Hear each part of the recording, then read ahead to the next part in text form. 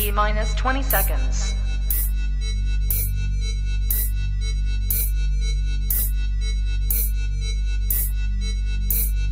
10, 9, 8, 7, 6, 5, 4, 3, 2, 1, 0.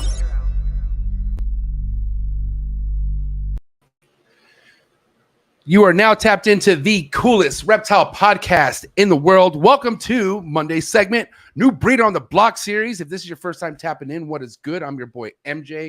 If you're into reptiles, keeping, breeding, just passionate about reptiles, curious about reptiles, all the above, you're in the right channel right now. So the best thing you could do is hit that subscribe button if you haven't already. Hit that notification bell. That way you're on top of every single podcast I drop here on a weekly basis. I am the most consistent reptile podcast in the game. Nobody hustles like this boy right here. So make sure you hit that notification bell and you will learn a lot. And that's a fact. I got to say, shout out to all my subscribers out there. Shout out to all my early birds. I see you guys. I already see it's popping in the live chats. Cannot wait to get to you guys in just a second. But first and foremost, I got to say this episode is brought to you by somebody highly special to me, and it's his birthday. So please do me a favor, head over to Instagram or however you get in touch with this guy nowadays, if you even do get in touch. But man, give my boy Miguel Garcia a nice happy birthday from your boy MJ. And yes, he's also my sponsor, Miguel Garcia. Always Evolving Pythons. Always has been one of my most number one homies in the reptile game. We've come a long ways, and yeah, it's my boy right here. Happy birthday, Miguel. I heard that you're 40, and I don't think that's true. I think that's cap. I think you still have a couple more years. I don't want to hear that you're 40. That's crazy. But anyways, happy birthday, dog. Seriously. We hope you have a great day with your family or whatever it is that you're doing. I'm sure you're with your family because that's what you always do. But yeah, appreciate this guy. I want to say shout out to the entire AEP family, Tina, Aubrey, Ace, Jesse.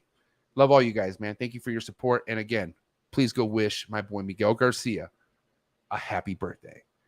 Shout out to my boy Miguel. And then also, guys, if you want to know how you can support me more than a like or a subscribe, couple ways you could see what I have going on other than the podcast. You could go to my other YouTube channel that I have. It's called The Snake Trap Sessions Vlogs. So if you go to The Snake Trap Sessions Vlogs here on YouTube, hit that subscribe button right there. You can see all the vlogs that I have done in the past. Just came out with the Las Vegas Reptile Super Show VIP walkthrough vlog. Had some really epic interviews. It was great. So make sure you go check that out. One of the most crackinest vlogs that I've had so far is definitely the one right below it.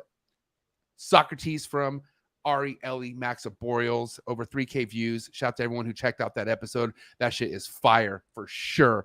So thank you for anyone out there who has subscribed to this channel. I'm already just under 1,000 subscribers.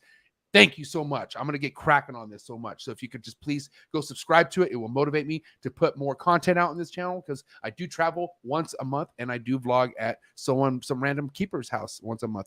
And if you want to be on top of other past podcast guests that I've had on, stuff that you maybe missed, head over to Trap Talk with MJ podcast clips. And then you could actually see any past guests that I've had on in case you want to see a certain topic and whatnot. This is the place to go to. So I got to say thank you, everyone who subscribed to those two channels.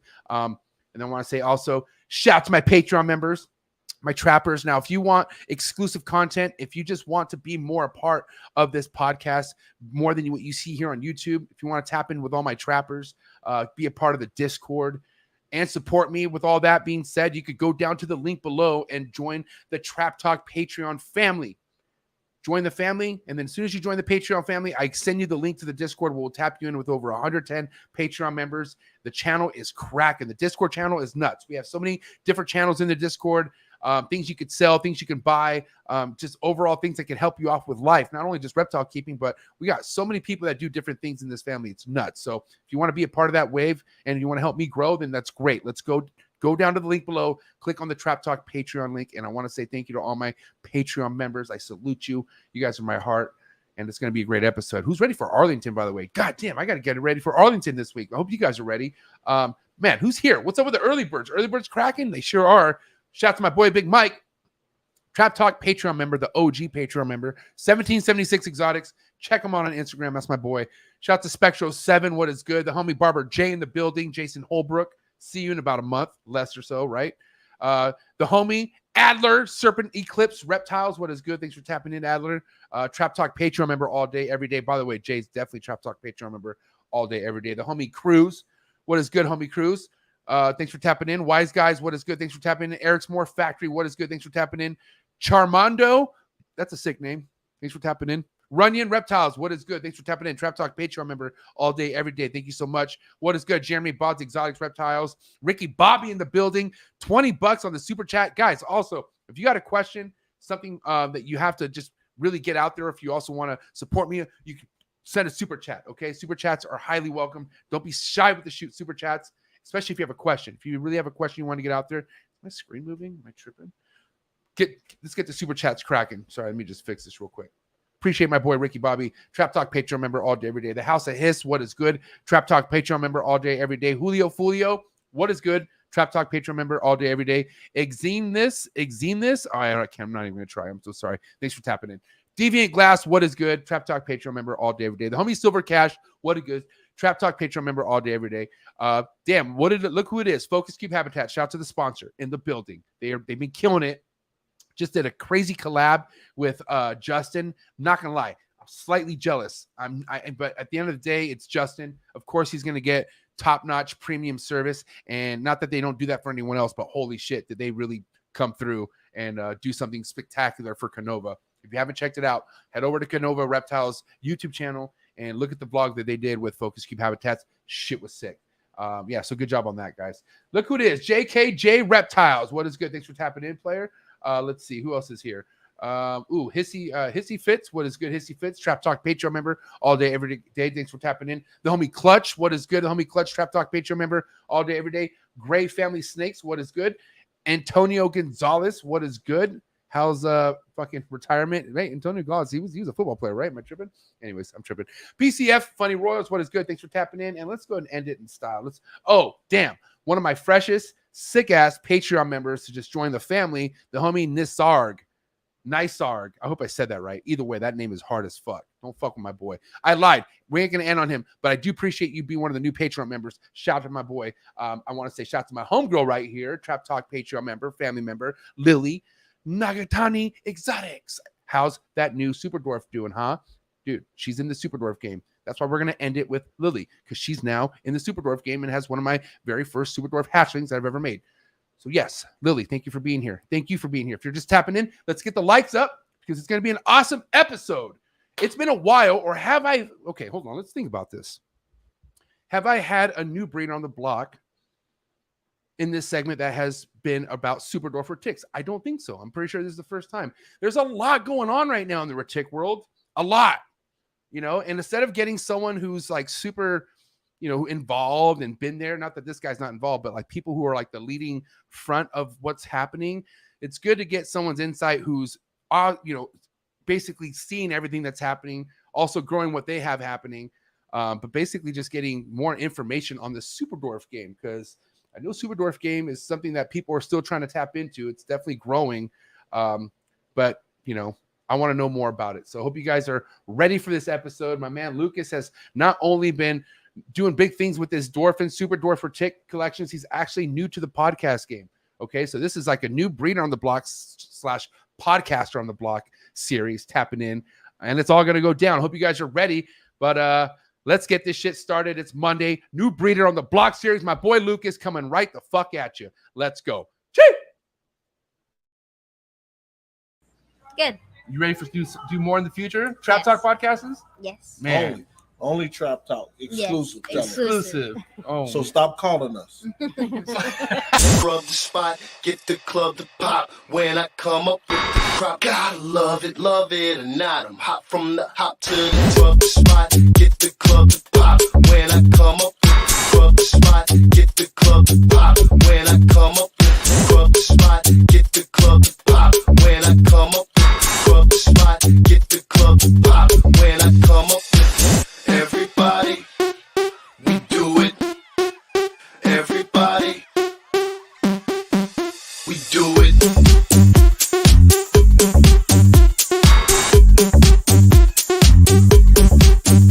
Do it.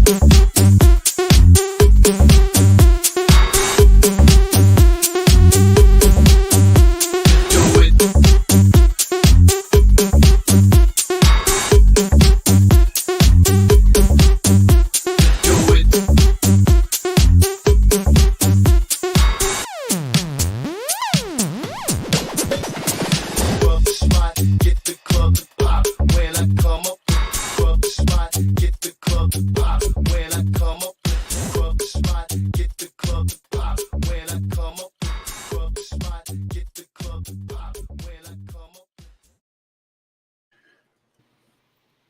showtime. Lucas, what is up, my mans? How you doing, What's going buddy? on, man? I'm doing well, man. Thanks for having me on.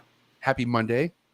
Yeah, it's I'm good pretty as sure Monday gets. I'm pretty sure I saw a bottle back there. Am I tripping? Are you got a little drink going on, or am I tripping? No, I do. Okay, cheers to you. I just want to make sure. Yeah. All right, cheers. Good to have you on the show, Lucas. So, man, gotta say, you are somebody I met about not even a year ago. It was at Tinley, correct? We met at Tinley. No, first Arlington. First This Arlington. year. Yeah, this year. And I'm curious, at what point have you been established the way you are with the super dwarfs? And before we even kind of get into that, I'm sorry, why don't you tell us what part of the country you're from first and foremost? Because I bet a lot of people are curious where you're at. Yeah, so I'm right now. I'm living in San Antonio, Texas. Oh, Originally, you're in Texas. God yeah. damn, the land of the free. Well, no. Here's. I'm gonna piss a lot of Texans off here in the comments and everything. I'm originally from Florida. I love it here in Texas, but man, Texas pride is obnoxious. Now you know why I kind of I stopped arguing the whole Tex-Mex versus Mexican food thing, because you have people out there, Bill Stiegel, who really think that Tex-Mex is fucking really something to compete against real Southern California Mexican food. It's you're delirious. They just have to be right, and they're very big and proud. God bless them. I love Texas. Yeah, I love it here. I don't plan on moving out anytime soon. San Antonio has been a great home. I call it home now. But yeah, just gotta love that Texas pride. So when did you move from Florida to Texas? 6 years ago. Woo. Yeah. Great. And I'm curious, what was your reptile collection like in Florida? So in Florida, basically I kept reptiles all my life, and I had ball pythons. I was actually in high school when I was planning on getting into breeding, but I ended up rehoming all of my collection when I went off to college. I ended up playing college baseball. Nice. What position? I played third and second, and then they randomly stuck me at first base my junior year. I ended up winning a Gold Glove. That's crazy. Yeah, so a little bit of everywhere, but so when I went out to college, I rehomed. I kept Argentine boas, ball pythons. I had a Burmese python. I had a carpet python, and I had a little breeding setup at my house when I was living with my parents. And then I went off to college, rehomed everything. And then when I got out of college, I was in a serious relationship with my wife now, who I proposed, and she lived here in San Antonio. And so starting a life in Florida with the cost of living versus San Antonio, that's extremely affordable. Right. It was a no-brainer. Man, it's crazy too, because I lived in Texas. I lived in Texas for just shy of 9 months. And I had a really cool spot. I was probably making the most money I've ever made in the cell phone industry at that time, because I was basically getting paid to travel and train new employees at these new stores that we were launching, right? And then I was in Tyler, Texas for a while. We were opening fucking 6 or 7 stores in that area. But I had I lived in this thing called Longview, Texas, which was just south or something, or 20 minutes. I can't really remember, but not far from Tyler. But it was a place where it was kind of like a small town. You know what I mean? I lived in, I considered quote unquote the downtown area, but it was where the only bars are at. One street. It's it. No, you're right. It's one street, bro. And 5 lights. Half these stores are not open at all. You walk out, you're like, what is in here? And it's the only things that are popping are the bars, because everyone fucking likes it. Everyone loves to drink in Texas, from what I've seen. They booze the fuck up. And so, anyways, but still, I could have easily stayed there. I purposely left. I had a lot of opportunities I could have took in Texas, but I was I'm getting the fuck out of here, because after a while, I'm just, food is very important to me, right? And not that Texas has bad food. They just don't got what I had growing up. They don't have real taco shops. They don't have real tortilla. You got to come to San Antonio. If you want taco shops and real Mexican food. Don't go there with me, bro. It's not San Diego shit. I will smack it in the face. I don't want nothing to do with it. I've been spread out in Texas. I get it. There's good Mexican food. I've seen places where there's been family of generations of Mexican families that lived in certain parts of Texas, but there's just certain things you guys can't get there. There's certain tortillas, there's certain shit, the meat quality from where we get, I'm telling you. And I can explain this to you while we're eating here in San Diego. Like if you're eating this food, I'm looking you in the eye, I could tell you how you'll never have this anywhere else but where you're at right now. And is that an invite? Yeah. Oh, for sure. You better come to Trap Fest next year. Trap Fest is going to be big. But anyway, sorry, I don't mean to get on a rant about food, even though food's my life. But I just, Texas being flat, there's no mountains. I'm used to seeing shit. Ugly. Yeah. It's oh ugly, my man. God, all the trucks and Camaros, and it's like, right. God damn, like, fuck, I get it. You know what I mean? But here's the thing. I didn't get to say what would make me want to live in Texas. Is if I had a layout like Bill Stiegel. I go to places like Bill Stiegel's house. I put my stuff in his room because he lets me stay there. And I just don't want to leave. I don't want to leave his house. He has, if you live in Texas, you got to have a place like Bill's because it's like a fucking goddamn oasis. Like you have the AC where you need it. There's even like, patio, like pool, everything you need. The most fucking sickest chondro collection, like, feet away from your house. So I was like, okay, I understand how prices could get ridiculous. And the shitty thing about being animal keepers, bro, when you live in a state like Cali, you have to pay it up the ass, bro. We're getting paid taxes. It's stupid. I have to, I understand how if I want to have all these animals someday, it's not going to be here in Cali. I got to get the fuck out of here. But it's just not going to happen right now. My wife still has, her parents around. I still have my parents around. We're not old yet. I could definitely see it though. Maybe someday, bro. Don't get me wrong. I can't cancel Texas out, but right now I'm not ready to give it up, to give this up, not even close. But when it comes to saving money and the property and just what you can get, you know what I mean? Oh, yeah. One of the best bang for your buck. Yeah, and Texas, they get some of the best stuff as far as what money can provide you. And, I mean, you see the houses there, like, just the neighborhoods getting to Bill's house. Like when you kind of get closer to his house, you just see these homes that are like, what the fuck? That's a house. It looks like one of those like scam churches or something, but it's not. Like it's fucking someone's home, and then the long driveway. That's a dream of mine. I really want that shit. But you got to be balling to do that where I'm from, and you even got to know people to even get the property. It's stupid. It's not easy, man. But anyways, let's get back to your shit here because I'm curious. You had a big change of direction with your reptiles when you moved to Texas, you would say, or let's kind of talk about when you got your feet established here in Texas. What were your projects were like? What were you getting into then? Yeah, so like when I got out of college, and that was in 2015, I then started getting my master's online, and I moved to Texas. And I mean, probably as early as like 2012, my freshman year in college, I was already looking into.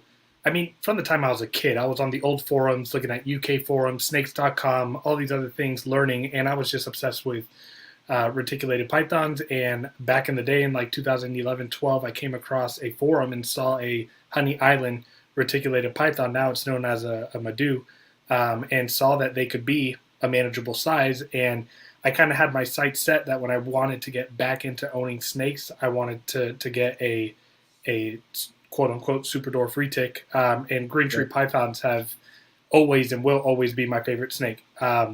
So that's going to probably be a project I do down the road, but I didn't get my first retic until like a handful of years after researching and learning and talking to people and being on Facebook groups until 2018. So I'm curious, how did you research? I felt like I got lucky, man. The one person that I met was my research, and he's highly respected in this game now. So I didn't have, but here's the thing. If I didn't have him, I could really see how you could be misled and get put down the rabbit hole, because I was posting golden childs as super dwarfs. Okay. Cause I remember getting asked, how much did you pay for it? I was like, $450. He's like, that's not a super dwarf check. And then like asked me for pictures. And I'm like, I don't have any pictures. That's another check. That's not a super dwarf. You know what I mean? But right. Like, there's people who don't care to listen to that advice, and they'll just say, well, fuck you. I'm going to post it as super dwarf anyways. And I'm not going to lie. I was almost on that line until I like started gaining more knowledge and saying, well, bro, you don't want to be that guy to have fake shit, because Thank God I'm like that, because imagine if I was riding that coattail being fake, I would be like all these other fucking people who are not respected in the retic game right now. You know what I mean? Yeah. And it's pretty bad, which we'll get into on how much you feel like it's fucking up what you're trying to do when you have all these people putting out fake shit. You know what I'm saying? It could be very frustrating. It actually made me not want to get involved because, you know, you have these people, bro, like, okay, my very first clutch that I produced this year, like I sold a fire, by the way. Thank you. Appreciate it. Shout out to Andrew Acevedo too. Thank you so much for collaborating on that. But I want to say I sold a handful right off the bat and I was like, holy shit, this is going to be good. I got my hands up. And then it just stopped, right? And I was like, all right. And then everything after that was like a fucking questionnaire, bro. And it went from just like, you know, well, what line are these? And then I'm like, well, and I would say, well, they're Acevedo's line. Well, how they Acevedo line? He didn't import it. I'm like, well, I'm just sorry. That's what I'm calling them. I'm sorry. Well, you know, you have pictures of the parents. Well, here's a picture. That's not good. You know, I need a closer shot. I'm like, what the fuck? Like, and these are people inquiring on the wild types, like not even the high end ones. And I'm like, dude, this is getting bad, bro. And but at the same time, there's a lot of fake shit out there too, you know? So going back to my question, you researching, what were some of the things that you did well as far as looking up information regarding locality specific reticulated pythons? Yeah, so like I said, I was on old forums in the early 2010s and came across the Honey Island and just went down that Google rabbit hole at the time. And then I started running into these other localities and just finding them. And I mean, you can go on Google and type it in and you'll probably run into the old threads that I'm even talking about. Right. But I actually got connected with someone in about 2015. And that was Samson Pruitt Slither. And I just started talking to him. This was 3 years before I even bought a retic, and started talking to him, getting information. And I even asked him Honey Island stuff. Like, I mean, conversations go years and years back with him. You know, he was actually one of the first people that was like, yeah, there's a few localities that do stay small, but a lot of people aren't, you know, being honest about this and that. And so that was even a thing, you know, back in 2018 when I was getting my first animal. But so then I got a Coyote, right? And I got that from Samson. Samson has one of the like only 2 or 3 established Coyote lines in the U.S. right now that he produced back in 2018. And so I got a Coyote from him.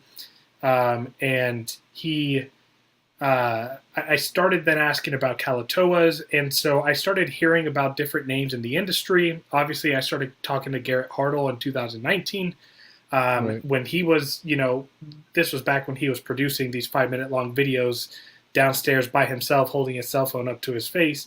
And I started talking to him around that time in 2019, late 2019, and from that point on, I just kind of started, I guess I'm just really active in all the retic groups on Facebook. And I always just, I first stood back, read, learned, then would start asking questions once I built that confidence up, because I was nobody, still am nobody, but, and then started just kind of learning about the individual islands that I liked, right? So like I'd hear about Kalatoa, and so I would research Kalatoa retics, and I'd ask people for pictures, and then Ternate retics, and all these different localities, and it's really formed the information that I have today on my passion is, of course, Superdorf and manageable size retics, but my whole thing is like localities. It's what I love and have a passion for. So there's about a handful of people that really mentored me early on, and then more recently, Garrett Hartle, Samson early in the day. Eric Lee has been a big person who's been formative. Boy, right there, Eric Lee. Eric's God. Yeah, Eric's a dog, really good dude. And then even more recently, over the last year and a half, I've been talking a lot to Rodney with his Ternates and getting his history on him importing back in 2012, all the different lines of Madus and things he brought in. So my whole thing is a lot of people are like, oh, pick a mentor and stick with them. I like rubbed against that grain and probably annoyed some people because I asked just about everybody I could for information to get to where I'm at. I sometimes have to check myself because I get annoyed with people asking me questions, but I was that person too, dude. Like I completely forget. Like I don't know if I was lucky or my approach was just different from other people, but I still ask questions. All the time. Just today, I was busting Justin Kabelka's fucking balls about helping me ID stuff. You don't think he gets a millions of those a day? And I kind of feel bad. I'm like, God damn it. Like I like to keep what I ask him worth something important. You know what I mean? But I really needed help. And Right. so, and he came through. It's like, God. So it's like, I sometimes have to just remind myself that these people are super pumped up, just like how I am. And they want answers to things. But my thing is like, I'm just, some people, God bless them, they do want answers to one question, but that question leads to the next question. And then it leads to the next question. Yeah, it leads to a week-long conversation. And I have to cut it off because, dude, I have people like yourself and other Patreon members who, like, I dedicate conversations like that to you guys because you're helping me grow. I want to help you guys grow. That's something I save my energy for on the Discord. And I also, I have a lot of things I'm trying to change with habits that I have. And one of the things I still do too much to this day is spend too much time looking at my phone. And, with me being like that, I have to stick to what I'm trying to fix. And, I don't know. There's just certain things I don't want to waste energy on unless I know it's going to go to the right place. You know what I'm saying? And some people take that wrong. It's sad because you have some people who like kind of like, oh, they're bummed out. But then you have some people who are like, well, fuck you. And it's like, oh, what? But then it's like, forget it. Like, just, I'm out. You know what I mean? Like, I gotta go. Yeah. So, I'd like to, like, if people are asking me those kind of questions and everything, I honestly am sometimes like, hey, I got 10 minutes, like, that I can talk to you on the phone, right, because that's going to save, like, me 5 days of, like, messaging back and forth. But I get it. I mean, I'm always super appreciative for those that are willing to answer my questions, but at the same time, I'm also aware of people who used to be very available for me as a mentor now that aren't as available. I mean, as they grow, as they get bigger, just like your content, as you grow and get bigger, you lose time. And when you have people investing in you, that's who you want to devote your time to, right?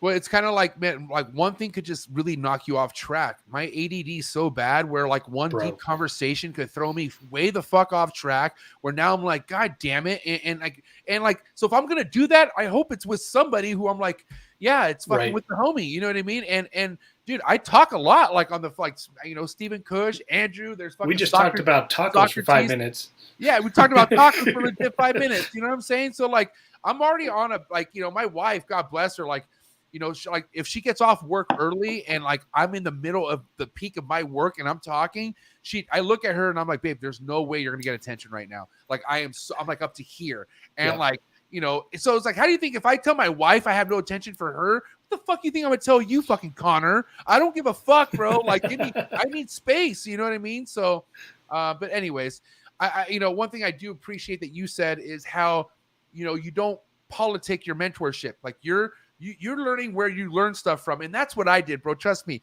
All my mentors don't fuck with each other. You got to understand that. Like I got people who I took advice from and then I drifted, got out advice elsewhere. And then I find out that, back in, and then you're like, you got to be the own judgment of like what you feel like is right. That's why I feel like you need to hear opposite sides on how some people do this that way and how other people do that way. You know what I'm saying? Yeah. So I respect you for doing that, because you dropped some names. I was like, whoa, how'd you go from Samson to Eric Lee? Right. Exactly. No, it's wow, true. That's a complete jump, because I will say I heard first I saw nothing but terrible pics of proof of how Samson used to keep. I don't know how he keeps now, but I saw some old school pics that was like horrendous. Yeah. And that made me not like him. Right. And so, and then also the dog accusation, I'm a big dog guy. You know how I love pit bulls, right? Yeah, so, for sure. But I'm not going to lie. I ran into him a couple years ago at a show and I talked to him for like 20 minutes and like, it's like, I never thought about one bad thing while we were talking because he was schooling me on so much shit about the ocelot, about all this shit that was like what was crazy is like he was the only one who had these retics priced at like 60, 30 or like 30, 40K, but he knew what he had. You know what I'm saying? Yeah. And so I learned a lot from the guy. But, I just don't, at the end of the day, it's like everybody should be evolving. And I feel like he's evolving. I feel like he is trying to maybe become a better version of what he used to be. And that says more than a lot of other piece of shits in this hobby. You know what I mean? But for, at the end of the day, he can't sit here and say, I am innocent of not abusing dogs, and the fact that I knew that you hurt a dog, I don't fuck with you. I'm sorry. Like that's like being a 100%. Kid. That's like abusing kids to me. Like, you don't understand, like dogs are more innocent than kids. There's kids who commit murder. You know what I'm saying? Like I hear shit on YouTube all the time.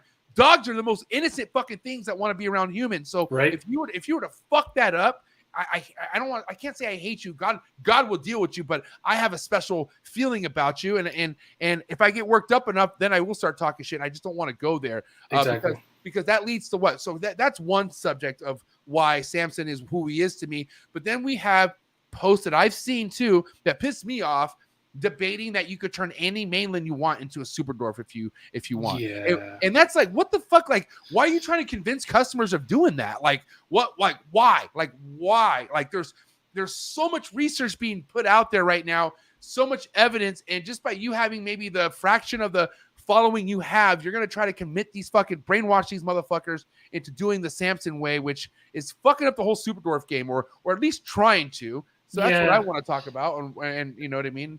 I mean, my thoughts on that. Yeah, for sure. I mean, I know exactly what you're talking about. His theory and idea is that you can selectively breed small mainland after small mainland back to each other to create smaller mainlands. But here's the thing that a lot of people don't realize is that if you use that logic, right, those same people that are using that logic in the mainland world are using the opposite logic to explain, like, you have a super dwarf. You can feed the hell out of a super dwarf and get a big snake. You can. That's happened. That I've seen that with my own eyes. And so, you know, if that's the concept of it, you can feed a super dwarf until it gets bigger than it should and it be overweight, then that same small mainland, if you continue to feed it, it's going to be a mainland size. It makes no sense that a mainland can be as small as a super dwarf, which through evolution and thousands of years has created what a super dwarf is now. I think it's a really good sales tactic to get people to buy a male retic, a male mainland, and push male mainlands because they'll stay 10 feet or 11 feet, right? If you feed it conservatively. I think it's a sales tactic. All right, so check this out. You ready? What's up? We got so many things. It's like, think about Mortal Kombat, like how you're going through, like, okay, who's the next guy who would, like, that's the retic industry, right? Check this out, right? So obviously it's like, boom, okay, Samson, the next one, right?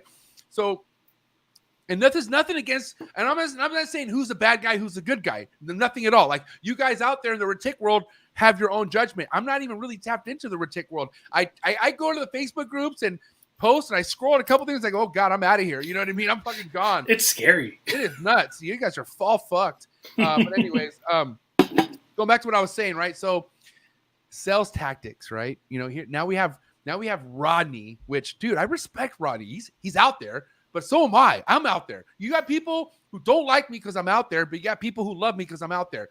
This is Rodney. Rodney's out there. You know what I'm saying? Yeah. I want, I'm working hard on bringing him on the show because I already know how long that's going to be. But there's so much truth I know that he has behind his stuff, but then it could just be really taken out of context because the way he throws it out there, right?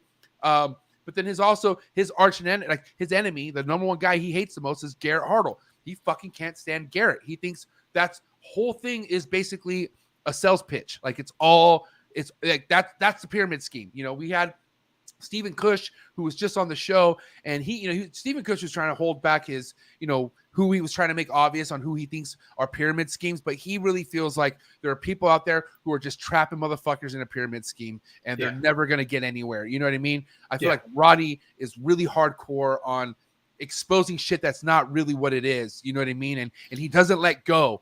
And that's another thing. Like, this is why I feel like the retic world's so fucked, because you have some of the smartest, brightest, most influential, knowledgeable breeders in the game who aren't fucking anywhere on the same page. Like, you have Garrett, who, like, you say his name and he'll just act like, who's that? Like, he just, like, it's so, like, living in Garrett's head. Like, he has, and God bless him, Garrett has a family. Garrett has a lot going on to be sitting in a drama.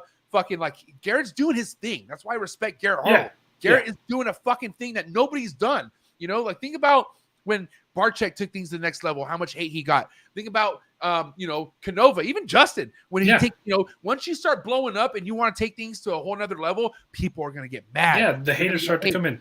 But what I'm saying is Rodney's also not wrong on some things either. I mean, I don't know, fact, but, the whole, Turnate, is it Turnate and Slayer being the same or something like that? There's just a lot of shit out there that I want clarification on. You know what I mean? Yeah. Because you have people investing big money in these projects, bro. A lot of money. And like, dude, this is not going to help anybody. Like, you know what I mean? We need the fucking facts, and we need somebody to admit that there's shit out there that is not accurate, and that's what we need basically to move forward in this. I feel like, but no, I mean, I agree. I think that, so number one, right off the bat, me and Rodney are very close. Me and Garrett are also very close. I respect and love both of them, and it's like I'm in this situation where I talk to both of them on a weekly basis, but I mean, Rodney does call out things that he sees as.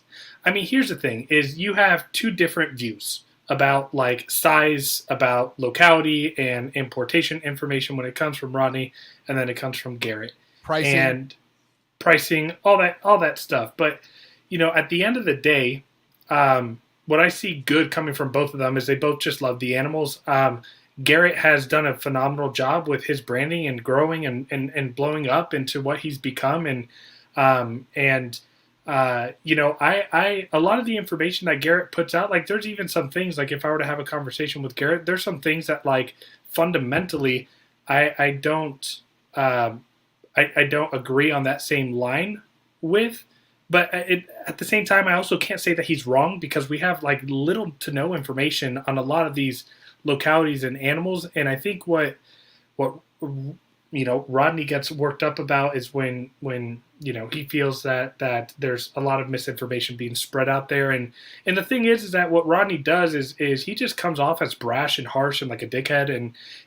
But he does. Because, I mean, bro, Rodney's life has been these superdwarfs, bro. Like he doesn't fuck around. Like this is his shit that he really holds tight to. And that's how it is with certain people, Rodney's not even somebody who even puts himself out there a lot. He only does when he's pissed off.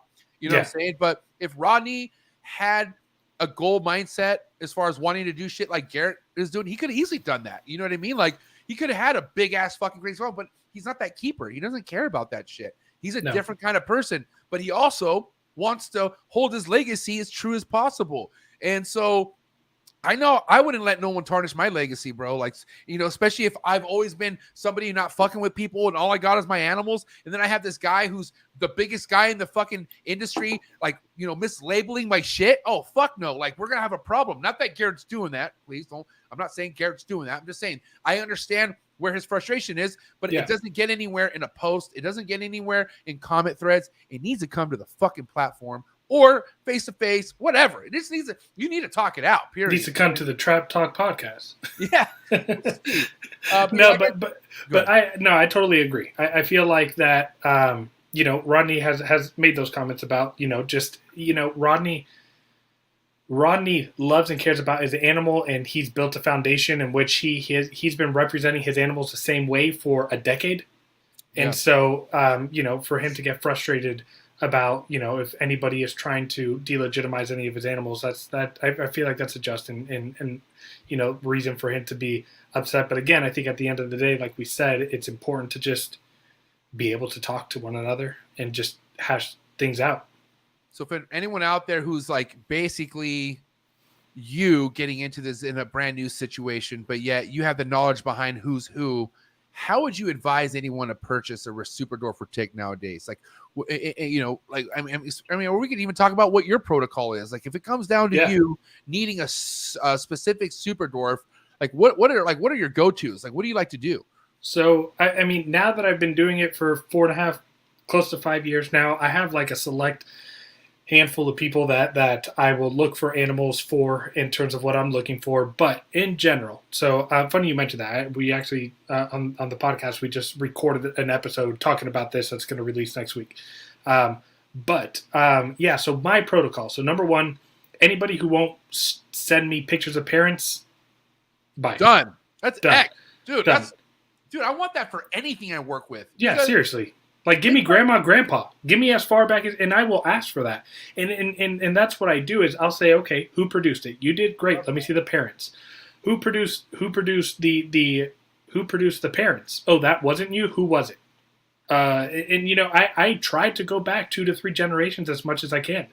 And then in terms of like following lineage, in terms of like Kalatoa, Madu, or that kind of import, like when I bought wild caught Calatoas. And in order to do that, the what I ended up doing was I got the importation information from who imported it. I reached out to the importer. I sent them pictures. And what I did was this person who I spoke to that I bought the animals from gave me the story on when they got them. And like they gave me the story of when they got them, and it was like a trade deal and everything. And so what I did was I messaged the importer and I said, hey, I just bought these animals that the person said was imported from you. Can you tell me a little bit about when you sold this? Like, so I don't give them the information I was given. I'm trying to fact check the information. I'm being kind of sneaky. Right. I'm like, oh, so when did the trade go down? Oh, this, okay, cool, check, right? It matches the story, right? You know, what, you know, and I'll send pictures like, hey, does this animal look familiar? Blah, blah, blah. Like, just to make sure, because especially when you're talking about wild caught animals, I want to err on the side of caution. What, like, if I bought an animal that I thought was legit and then came across information that it wasn't, I don't care to lose a few $100s selling it as just a pure Superdorf instead of a pure Calatoa, because my whole thing is like, I want to make sure that if I have a Calatoa, I got a Calatoa. But one of many reasons why Eric Lee's so legendary. You want to hear our story that he told me, and I was like, holy shit, you did that? And this is why I respect the fuck out of people who take this Superdorf game or almost any specific locality game serious. You gotta understand, like, it's not just Superdorfs, Green Tree Pythons. No, Green Tree Python's huge. They fucking document, and this, like, it took me a while to realize how important this shit is, because it is all important. It's all fucking documented shit. What was I going to go with that? God damn it, my mind just went everywhere. What were we just talking about right now? We're talking about Eric Lee and what he did to be so legendary. Yes. Okay. Right. So and this might be like a segment thing I do. One of many legendary stories of Eric Lee. Okay, you ready for this one? I am. So I'm excited. I think my first time at Eric Lee's house, he's showing me everything, and he's just like blowing my mind. Like, show me how tiny these snakes are. And it's just when I just had my Superdorf clutch and I proved out anery, right? And I had maybe, I want to say 2 or 3 that were like, okay, you did hit anery, right? But then there was a bunch of questionable ones. And I was going through Eric a lot, like, hey, bro, look at the eyes on this one. And he was like, yeah, I would be careful. And he basically told me there was one time where he hatched out a clutch of what he thought were aneries, and he was like, they're anery. You know what I mean? He ended up selling the whole clutch, and then it turns out none of them were anery, and he found that out before they could find out.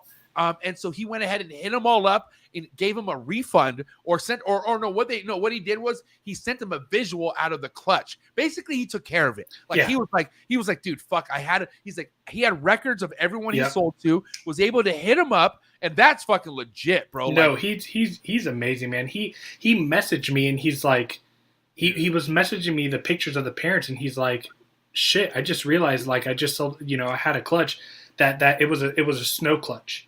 And right. he thought he hit visual snows, and he's like, snows, yeah, and he's like, yeah, but it was the anery. They were lacking the anery, so you weren't wrong there. But he was like, yeah, now I got to go back and message everybody, and just at that point, I was like, that's just customer service beyond. I mean, I haven't even met Eric in person, but we've talked so much on the phone. I respect him so much. I have one of his males here on a breeding loan that I'm pairing up with a Solaire. Like me and Eric have gotten real close over the last year. I go paddleboarding with Eric. Man, I want to go fucking. That was fucking fun, bro. Eric, I want to go this week. No, listen. Yeah, I mean, Eric is somebody who I look up to highly, because who I look up to highly looks up to him up highly, right? Right. And that's why, Lucas, it's not hard to set yourself. It's not really that hard to set yourself up in a right way to with the right people in this game. If you're just looking at the people who do it right and look at who they look up to, right? Like, and look up who your mentors are. And if you stay in that realm, you're never going to go wrong. No. But I will tell you this, bro, like, I feel like all your mentors, you evolve. You did say you came across Samson first. Is Samson somebody you still like shared Superdorf information with, or no? I'm just curious. Like, or is that like? No, I mean, to be honest, recently me and him have actually, like, within the last like few months, have had a fallout. But even at that point, and here's the thing about Samson is, like, he was a great. So, like, I started talking to like 3 years before I even got my first retic.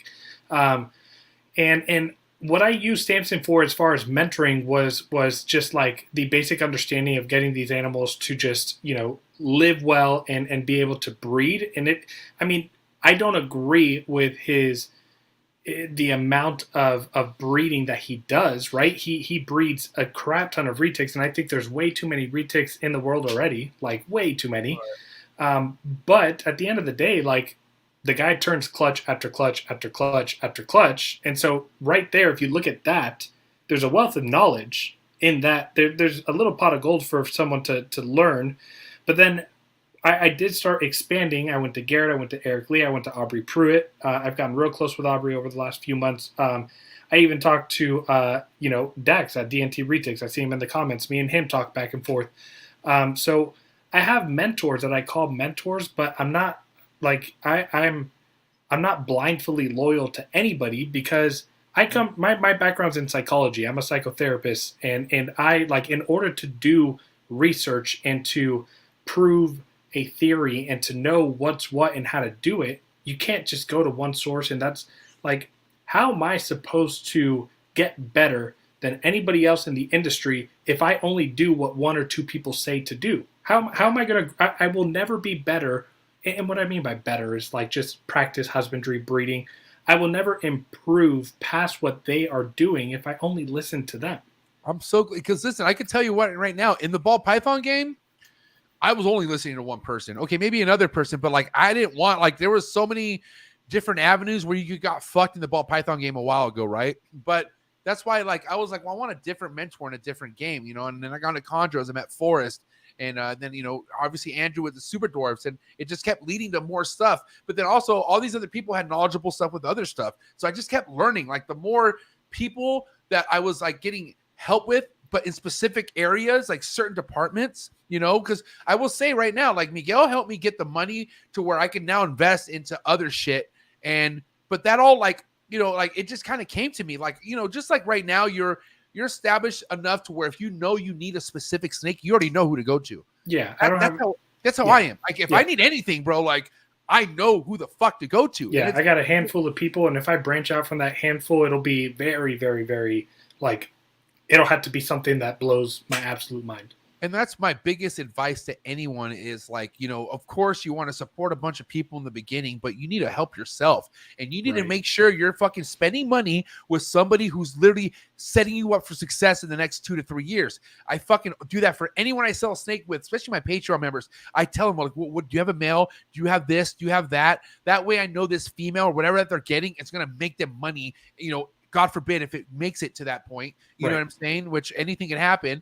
But like, it's, that's why I get so, like, if somebody has a nerve to tell me, well, you're just in it for the money. Yeah, I am, motherfucker. I will say that. I don't give a fuck what, I have no shame. My loyalty to the animals, my passion has proven itself. So guess what? I'm in it for the money now, bitch. And this is what I'm going to do. I'm going to work my ass off to make sure my animals are, number one, taken care of, but two, my hard work is paying off. I want 100%.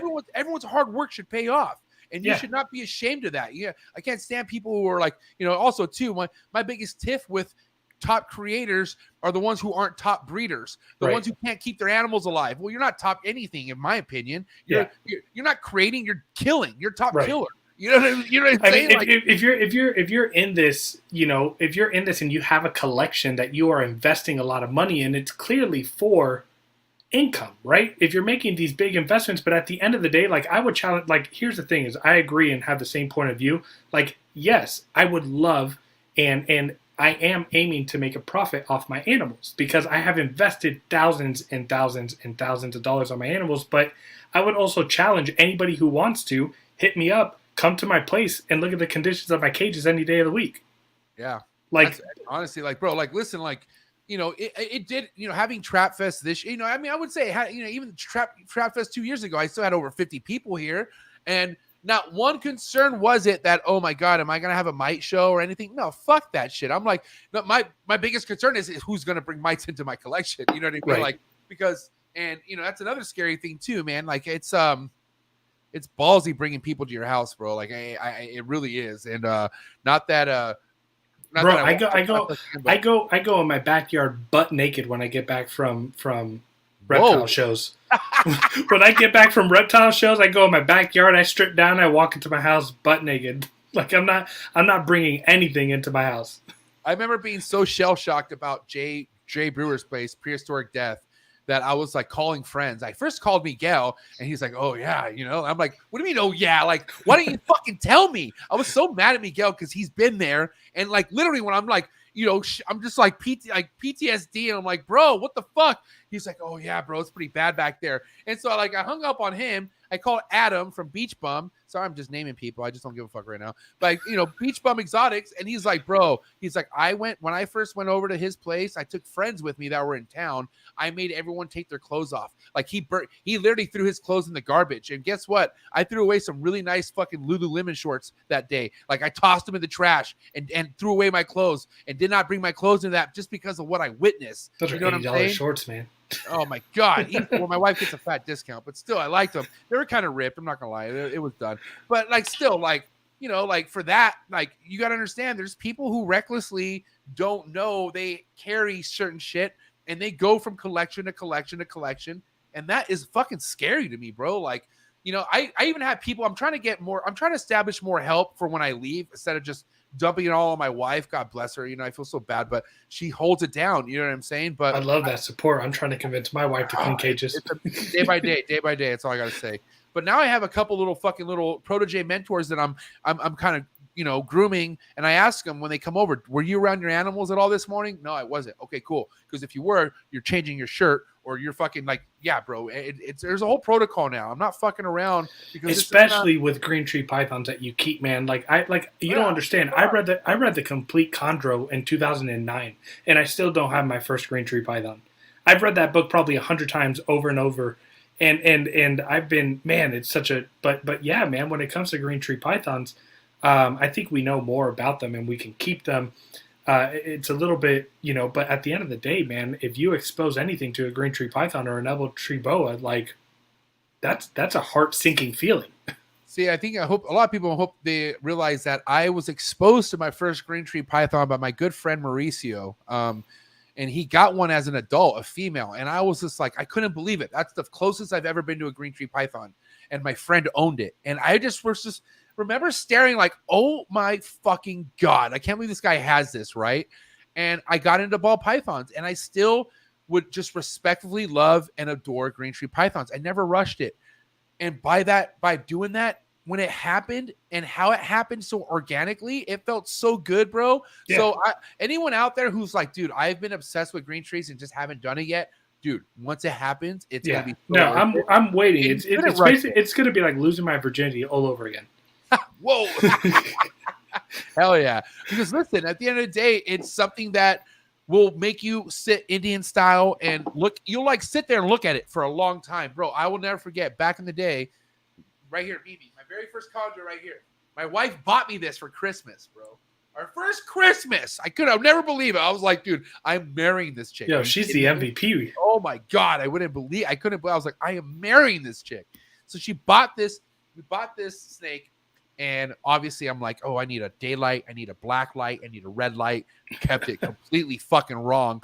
But dude, I literally my wife fell in love with me watching me being so in love with this chondro. And what I mean by that, like we're asleep and something would wake me up out of bed and I would see the chondro just cruising. And I'm like, and I would sit down Indian style and just look at it cruise for like, I would like literally fall asleep. I would like be watching until I'm just like falling asleep. But literally like, especially at that time where my life was just like, you know, it was coming out of such a shithole. Like my life was so dark, bro. Like, and Lily, my wife, girlfriend at the time, was getting me out of this light, but like she couldn't just do it on her own because how fucked up my life was. Shit like this, bro. Like the animals was making me have that kid like belief again, like happiness. You know, being a kid makes 100%. Me happy. Like, yeah. And you know what? I don't give a fuck. Anyone calls me a big child. That's what it is. That's what makes me happy. So that right there is what gave me the motivation to like, I need more of this. I need to do whatever I got to do. And of course, at that time, shit, I was grinding. I was working.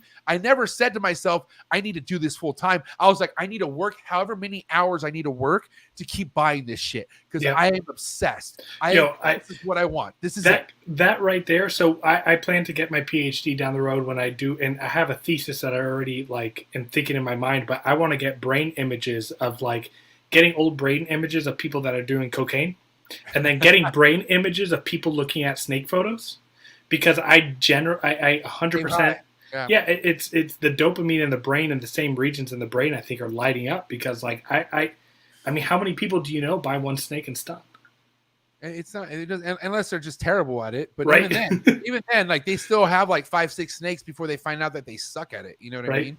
Yeah. So, but yeah, I'm telling you right now, man, like, I never found anything to make me want to find focus, patience. I've always been all over the place. I mean, like the last time I ever realized that I wanted to like commit myself to something was when like in high school playing baseball, because like I was on a fucking high that I was going to be an MLB player. My dad painted a picture of me that like made me look like I'm going all the way. And then obviously you guys know once you get to a higher level, it's like, hello, like no motherfucker, like so many more. You look around and you're like, oh, you're a lot better than me. Oh my God. I was the smallest guy in the field. Like I was like, what the fuck? Like I'm just shy of 6'1". I'm like a little over 6 foot. And I was the smallest guy in the field. And I was like, dude, this is crazy. Like, no, everything, my whole life was like, it was kind of like a kick in the balls. It was like, oh my God, like this is not what I thought it was going to be. But but I could have been if I had the focus. Like, here's the thing, bro. Like, if I did the programs they wanted me to do, like I fucked up. Like I had a full ride to UW, University of Washington. I was a really high prospect.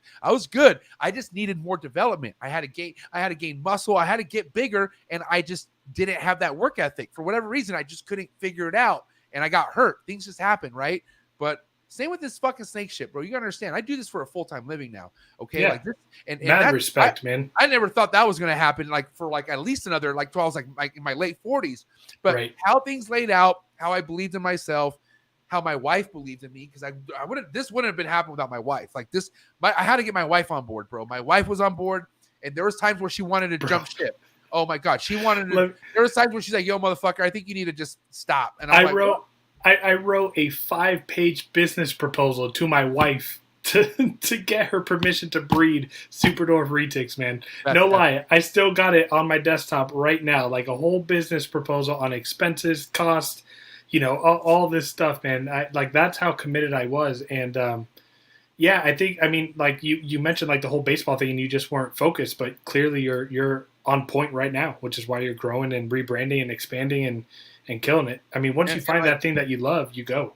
I don't have to be doing this podcast in any means as far as income. This podcast is only happening because how much I would love to learn about what's helping my collection grow. But it just so happens that after years of hustling, years of grinding on this podcast, now I am making money off this podcast, right? So now my biggest goal is to make sure I don't need to rely on my snake breeding projects for money. I don't, bro. You never know where this world's headed, dude. Like you don't. So if I could like wake up in the morning knowing that I have something coming in with this work being done and not just breeding snakes, because bro, at the end of the day, some people just rely on breeding snakes, and no matter how much you are selling these snakes for, that is scary to do, bro. Like your collection can drop within a month. One of things, like things. A law can hit your fucking town, and then what? Then you have to have a permit in a year. Then what are you gonna do with all your fucking 1,000 animals? Yeah. Like, which is why I get a little annoyed at the people that hate on the whole. What was that thing that just happened in Orlando that you guys all went to? Oh, Animal Con. Yeah, Animal Con. Everyone, is talking crap about, oh, these are just YouTubers that are fooling themselves and wanting to go. And it's like, no, they're trying to actually like create a next generation of like. That's 30% true though. Like there are people. There were people on my panel. I was like, oh my God, who are you? Like, get over yourself. So they're not wrong. And there's also people upset that they're the wrong people are there showing an example, like, prehistoric death. Like, why the fuck is he on the panel? Did you just say prehistoric death? Yeah, that's the only thing that comes out of my mouth now. I can't say anything else. But you know what I mean? Like, but is it going to do us any good? Would it do any good for me to say, Brian, thank you for your invite, but I am not going to be a part of this Q&A where I can't ask this fucking guy a question? Oh no, fuck that. I said I'm going to go ask him questions. You want me to ask him questions, Brian? let's go. And I did. I kept it cordial. Trust me. Here's the thing, bro. Another thing I'm really proud about myself. Because, I had questions prepared that were literally, I guess you could say, they're going to target Jay for sure. I'm not going to lie. I had a game plan because I felt like Bartek wanted that. I'm like, Bartek, why would you do this? Like, why would you put me on the main stage on the very final fucking last Q&A of the biggest day of Animal Con? Like, why? And I'm thinking, well, I think I know why. I think he's telling me to fucking, green light his ass. But everything changed when I saw the kids, bro. When I saw the kids, how am I going to do that to them? Like, why am I going to, You can't. And that's the thing. Like, I'm not trying to knock any kid or any fucking keeper who looks up to Jay. God bless you. If he inspires you, that's what matters. If somebody inspires you to keep animals, God bless. Go ahead and do it. But I hope it inspires you to do things the right way. You know what I'm saying? And so, and you understand, a lot of these people who support Jay have never been to his place. They have not been to his place. Let me remind you. I have not. I have not. I've heard your stories. Go ahead. I've seen the pictures that he's posted too of just extremely large and overweight retics, and I have a level of respect for him for what he's done and what he is doing to inspire people. But at the same time, you mentioned very early on in tonight's episode about like needing to grow, and I've seen him do the same thing and keep the same way for as long as I've been aware of him. What was crazy about that day, like I'm going to talk about the day where I actually got to hang out with Jay, like, and this is kind of telling you how like I feel about him as a person and where his life was and what he's like, where he's been at. The guy's been through a lot. Like I fucking had lunch with the guy with Forrest, rest in peace, Forrest Fanning. But I met Jay through Forrest, and I remember seeing the stuff that I saw because I was recording, and then I remember seeing enough, and I was like, I can't record this. I remember telling myself, like, dude, you can't. Like, I remember recording. And I was like, I can't, where am I going to put this? I'm like, I can't show this off because first off, like, I'm not trying to bring down Jay because I just met him and like, wow, I'm happy to be here, but whoa, that's weird. So all these things that were happening in the moment, I kind of like it didn't sink in because after all that, we went to go across the street and we had lunch together. And he basically told me his upcoming, how he was an orphan and like, how his dad passed away in front of him, like all this like really fucked up shit for any kid to go through. Right. So like, I instantly felt bad. And I was like, dude, this guy's like, fuck, man, look at his life now. Like he's made it. Like he made it. Yeah. He's made it. But then guess what? I went home and I looked at the videos and I reminded myself, holy shit, this isn't good. Like, whoa, fuck. And I would go back. And guess what? I still have these videos. I have not exposed them. They're here. Just in case I ever need to be like, okay, motherfuckers, I'm full of shit. I have everything I need in this fucking phone, on this desktop, on a laptop. And I don't ever want, I feel like so many people have seen what I have. I don't need to expose it. There's no need for it. But dude, it changed everything. It broke my heart, bro. Like, cause now I'm like, I can never go back to this guy's place again. Especially after I'm talking to people like Miguel. I'm sorry for throwing you under the bus, bro. But, people like Miguel and other people are like, yeah, bro, like it's bad. Like I've been there. I know. Like I know. And I'm like, how do you know? And you still fuck with him. And it's like, you got to just let go. And it sucks. I'm not one to let go. I'm one to fucking, I'm like a Rodney in a sense. I want to prove my fucking You're point. holding on to that. Yeah. But honestly, after Animal Con and seeing him and like, he's not gonna be here forever, bro. God bless him. I'm not wishing anything bad on him, but he is getting older. He's wearing out a little bit. You know what I'm saying? He did not have the same energy with his answers as the other top creators did. Like it just didn't even seem like he wanted to be there. And I wonder why. You're maybe probably around a bunch of people who are fucking doing things right. You know what I'm saying? So I get it. So I don't want to. Who knows what he's going through? I don't know. All I know is I know what I went through. Exposed to what I saw, and that's what it is. And I'm just saying at the end of the day, whatever helps you want to keep animals, God bless you. Go ahead and do it. But just know that there's a right way as far as humane wise of keeping them. And then there's a fucked up way. And it's really up to you as a keeper to determine what that is. And I feel like it's not easy. That's not easy to, I mean, that's not hard to figure out. I mean, Jesus Christ. I mean, how hard is it to figure out that your snakes need proper caging, needs proper water? You should change it every now and then when they're shit. That's like taking care of a kid. You know what I'm saying? Like, yeah, I think what happens to a lot of people, and what I've kind of, what helped me with how I started and where I'm at and where I want to go is, I think what a lot of people do is they grow too quick. And once they grow too quick and neglecting animals becomes part of the standard because you don't have the ability to take care of the animals that you do. So that's why, you know, I have 19 or 20 animals in my collection right now. And I have a helper, right?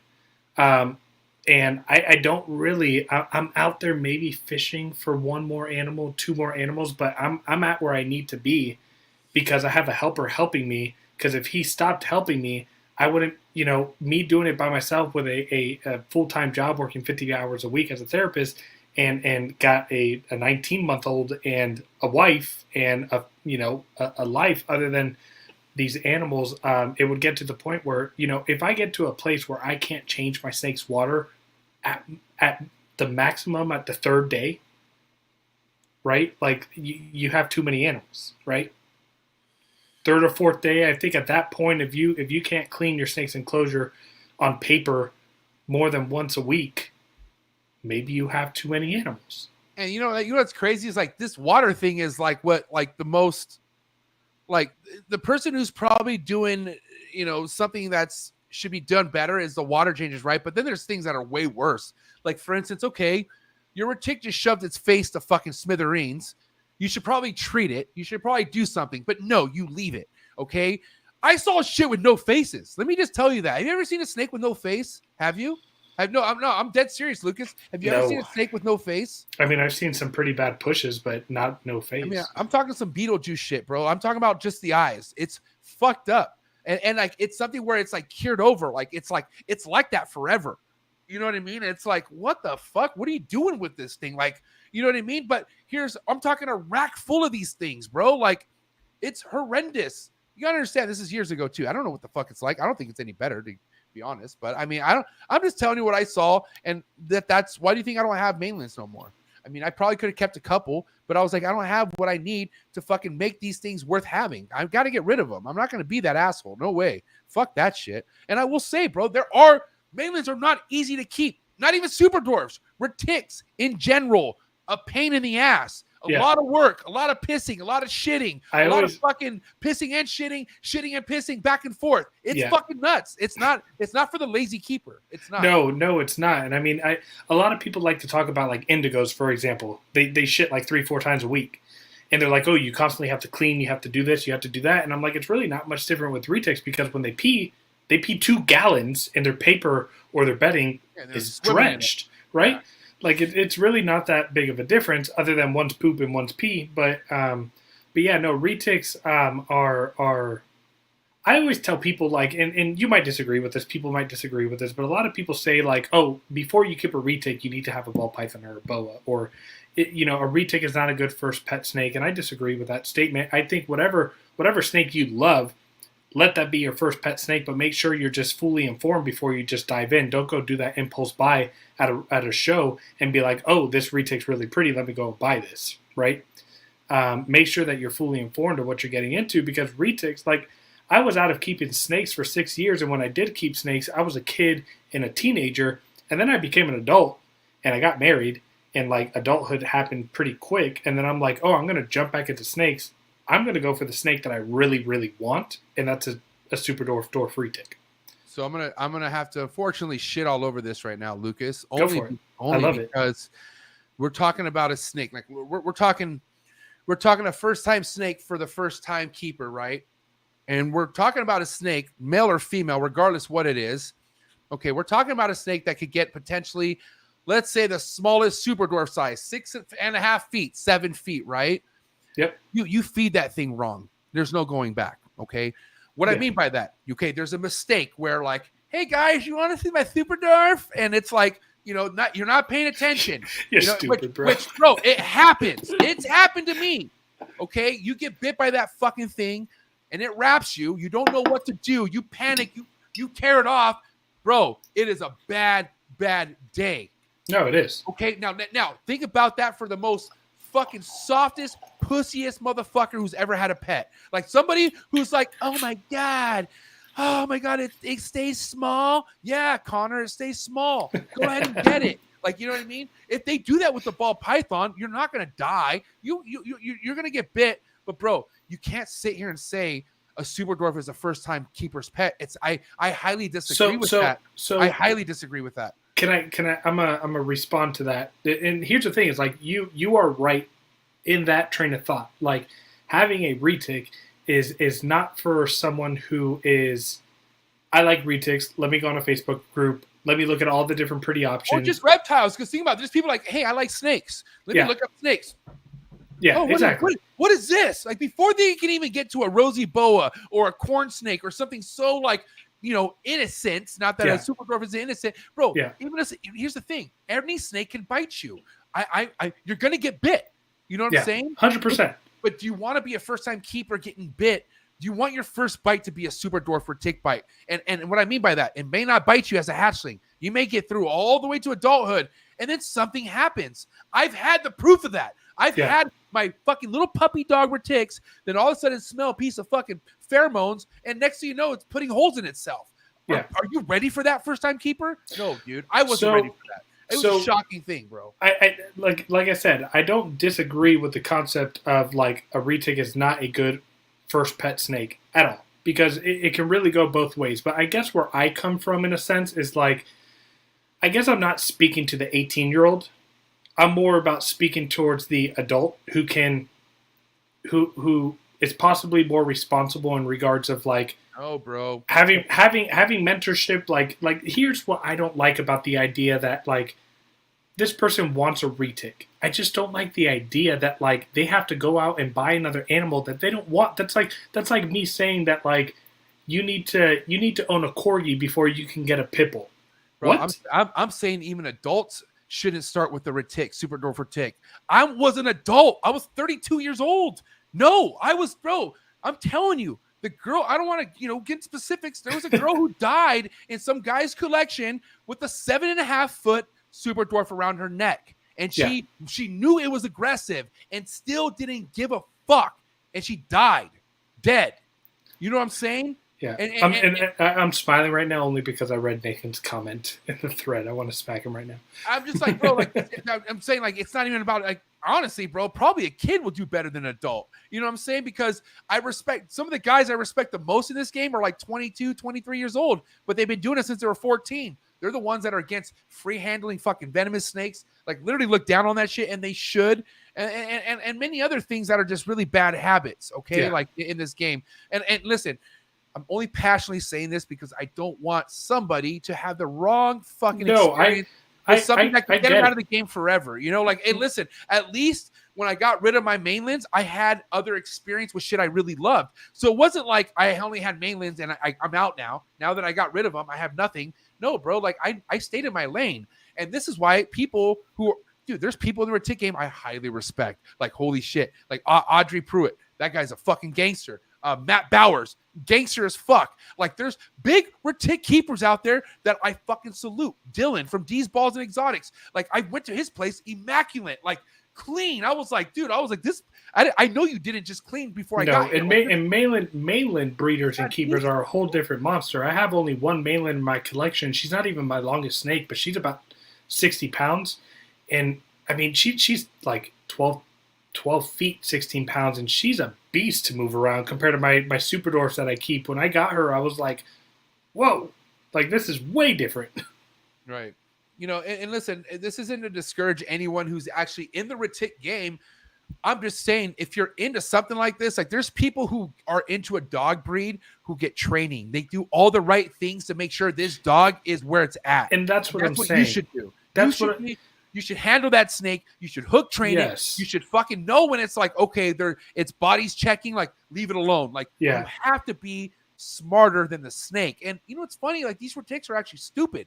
You know what I'm saying? Like they're fucking brute. It's kind of like that big goofy friend who like, I could beat the shit out of him, but you don't want that one punch. You don't want to get caught, because if you get caught, you're out. You know what I'm saying? Yeah. And that's what a retic could be. Retics are harmless, man, but they have their moods. They smell things, Yeah. and you got to know when to read them. If you're good at that, if you have good practices. So this is also, I want to get back to what you're saying, bro, because I want to say, if you're somebody out there who's really willing to put in the research, you're ready to document behavior, That's then what I'm go talking fucking about. for it. If you're about this shit and you're not about showing it off right off the beginning and putting it on your Instagram, like if you just want to know if you can handle it or not, then go for it. But just be ready, strap on. It's gonna be a ride. You And know get a what I'm saying? hatchling. And please get a hatchling. Don't be like, hey, I want a 3-year-old female because I want to breed in 1 year when you've never kept a retic in your life. Like, Right. just start off and grow with it. And when you grow with it, you learn.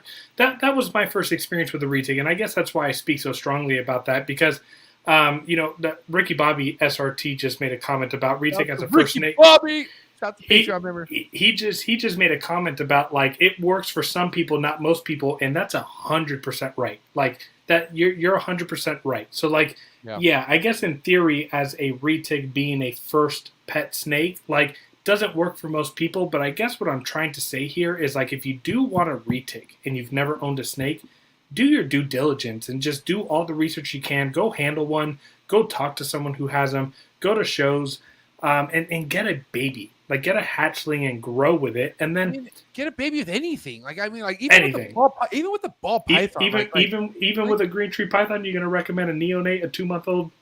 Now, here's the thing with that. Like, it depends on the case, though. Like I would never, if you have an opportunity and you could get a well-established, NIDO-proven clean test snake, CBB, and it's an adult, fucking, like even a long-term captive import. Like, I'm sitting on a room, bro. Listen, if I ever want to dabble down, I got fucking goddamn income.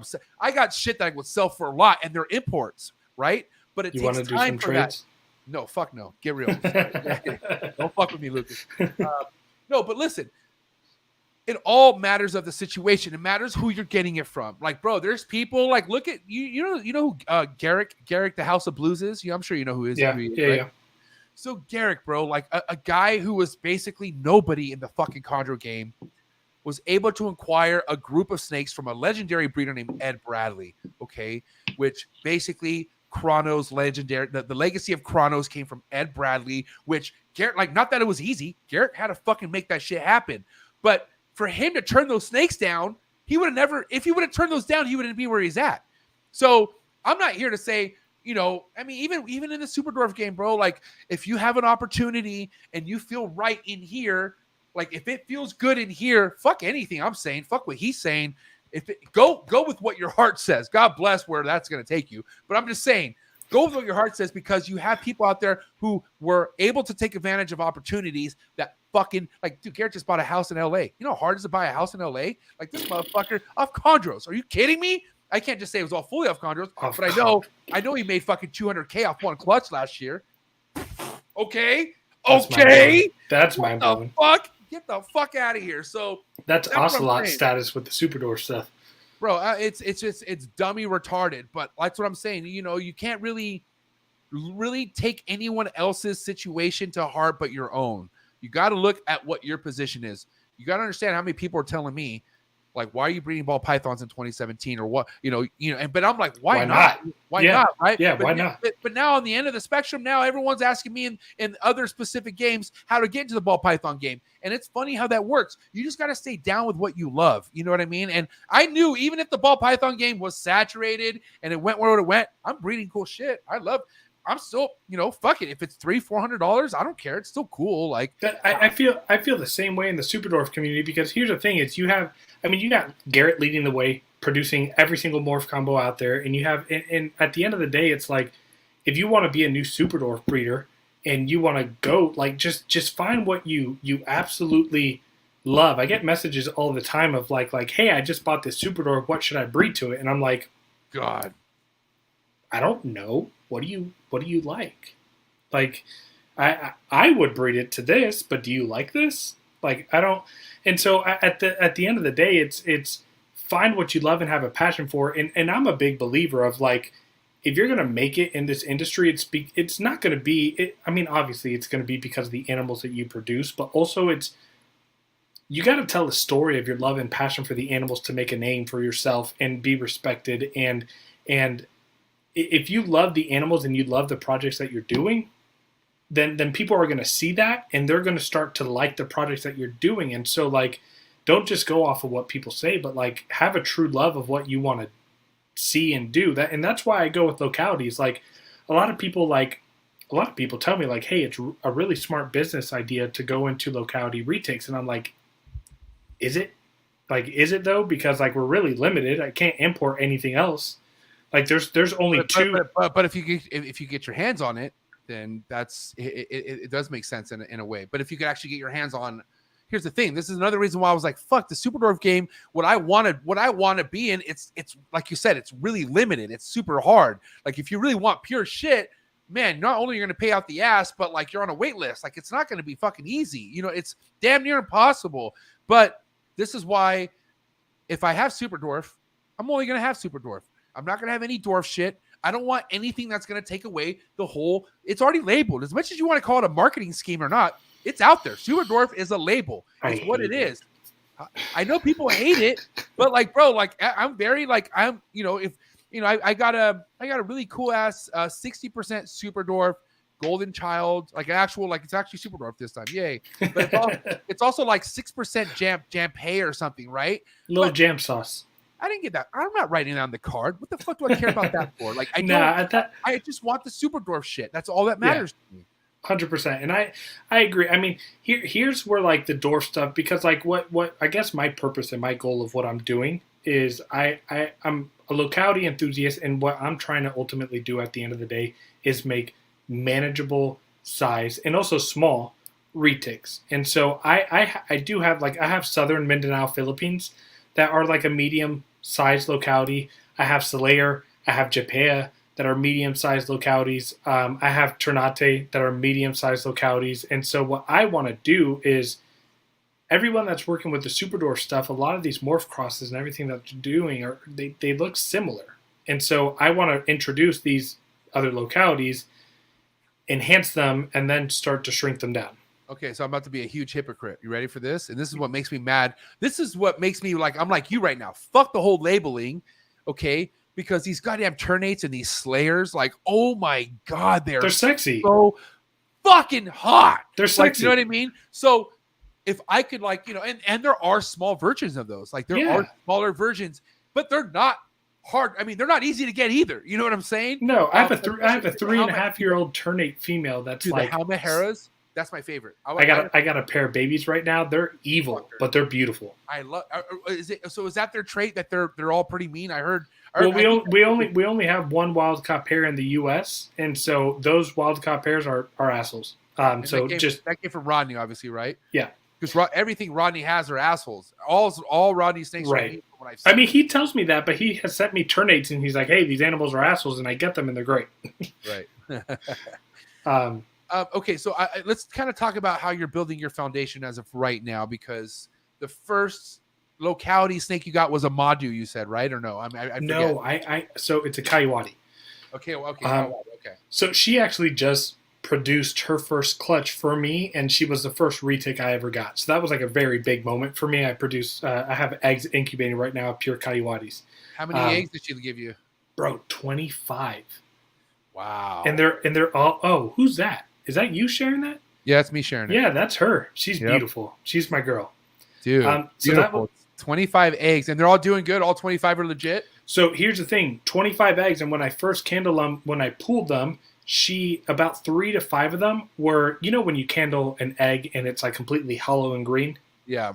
Right? And no veins. So I put them all in the incubator, and I posted a video the other day on my Instagram, all 25 candling. I can't even tell which ones are not candling well. Like every single one. So they all got veins, bro. That looks pretty. They all look pretty healthy. So she did a phenomenal job. That was very. So all 25 look good then right now. Yeah, right now now, dog.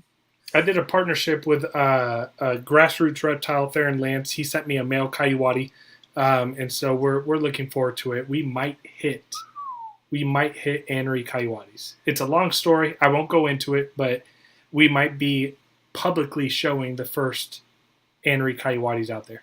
Why don't you want to get into it?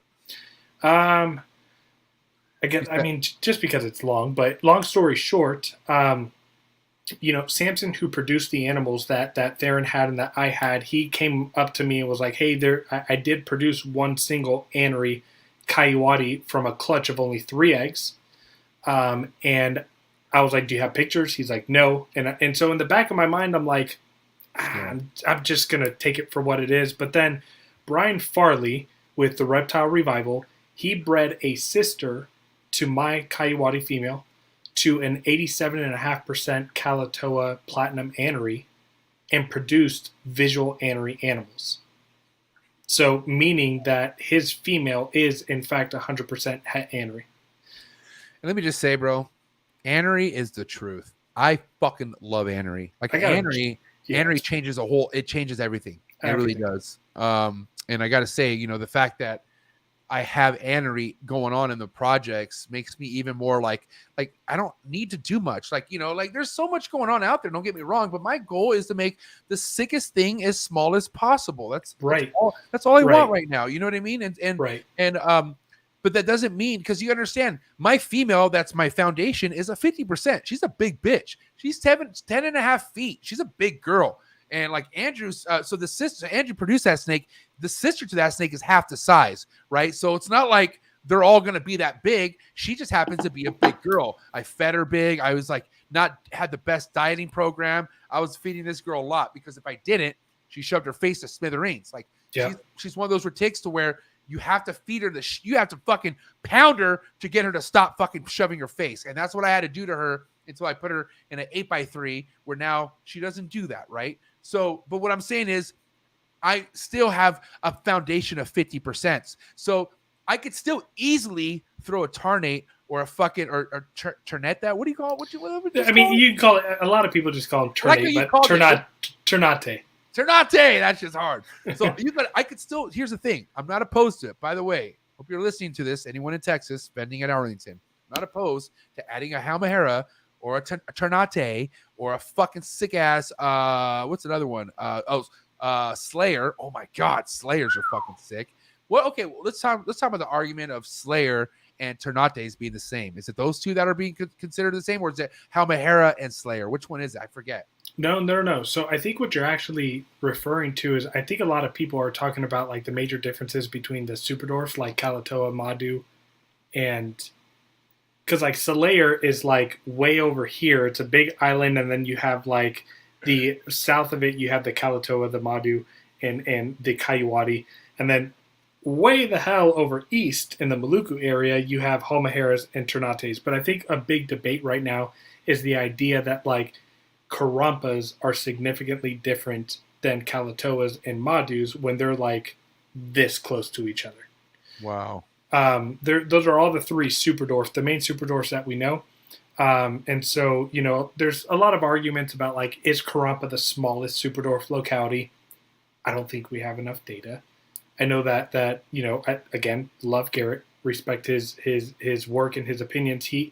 His smallest animals are his Karampas, but we only have like 1.2 or 2.2 Karampas, and they're only at the first or second generation. No, we're all at first generation captive bred Karampas in this country. Dude, they're pretty like noticeably smaller though. Like it's kind of like whoa. Like it's, I will say there's one person, and just because she's a pretty private individual, I won't throw her name out, but she posted a picture of her 1.5-year-old, almost 2-year-old Karampa female that she has. My 1.5-year-old Kalatoa is much smaller than her female, and I feed the hell out of my animals. Like I don't. I feel like no matter what it is, you're gonna have bigger and smaller versions of it. Yeah, 100%.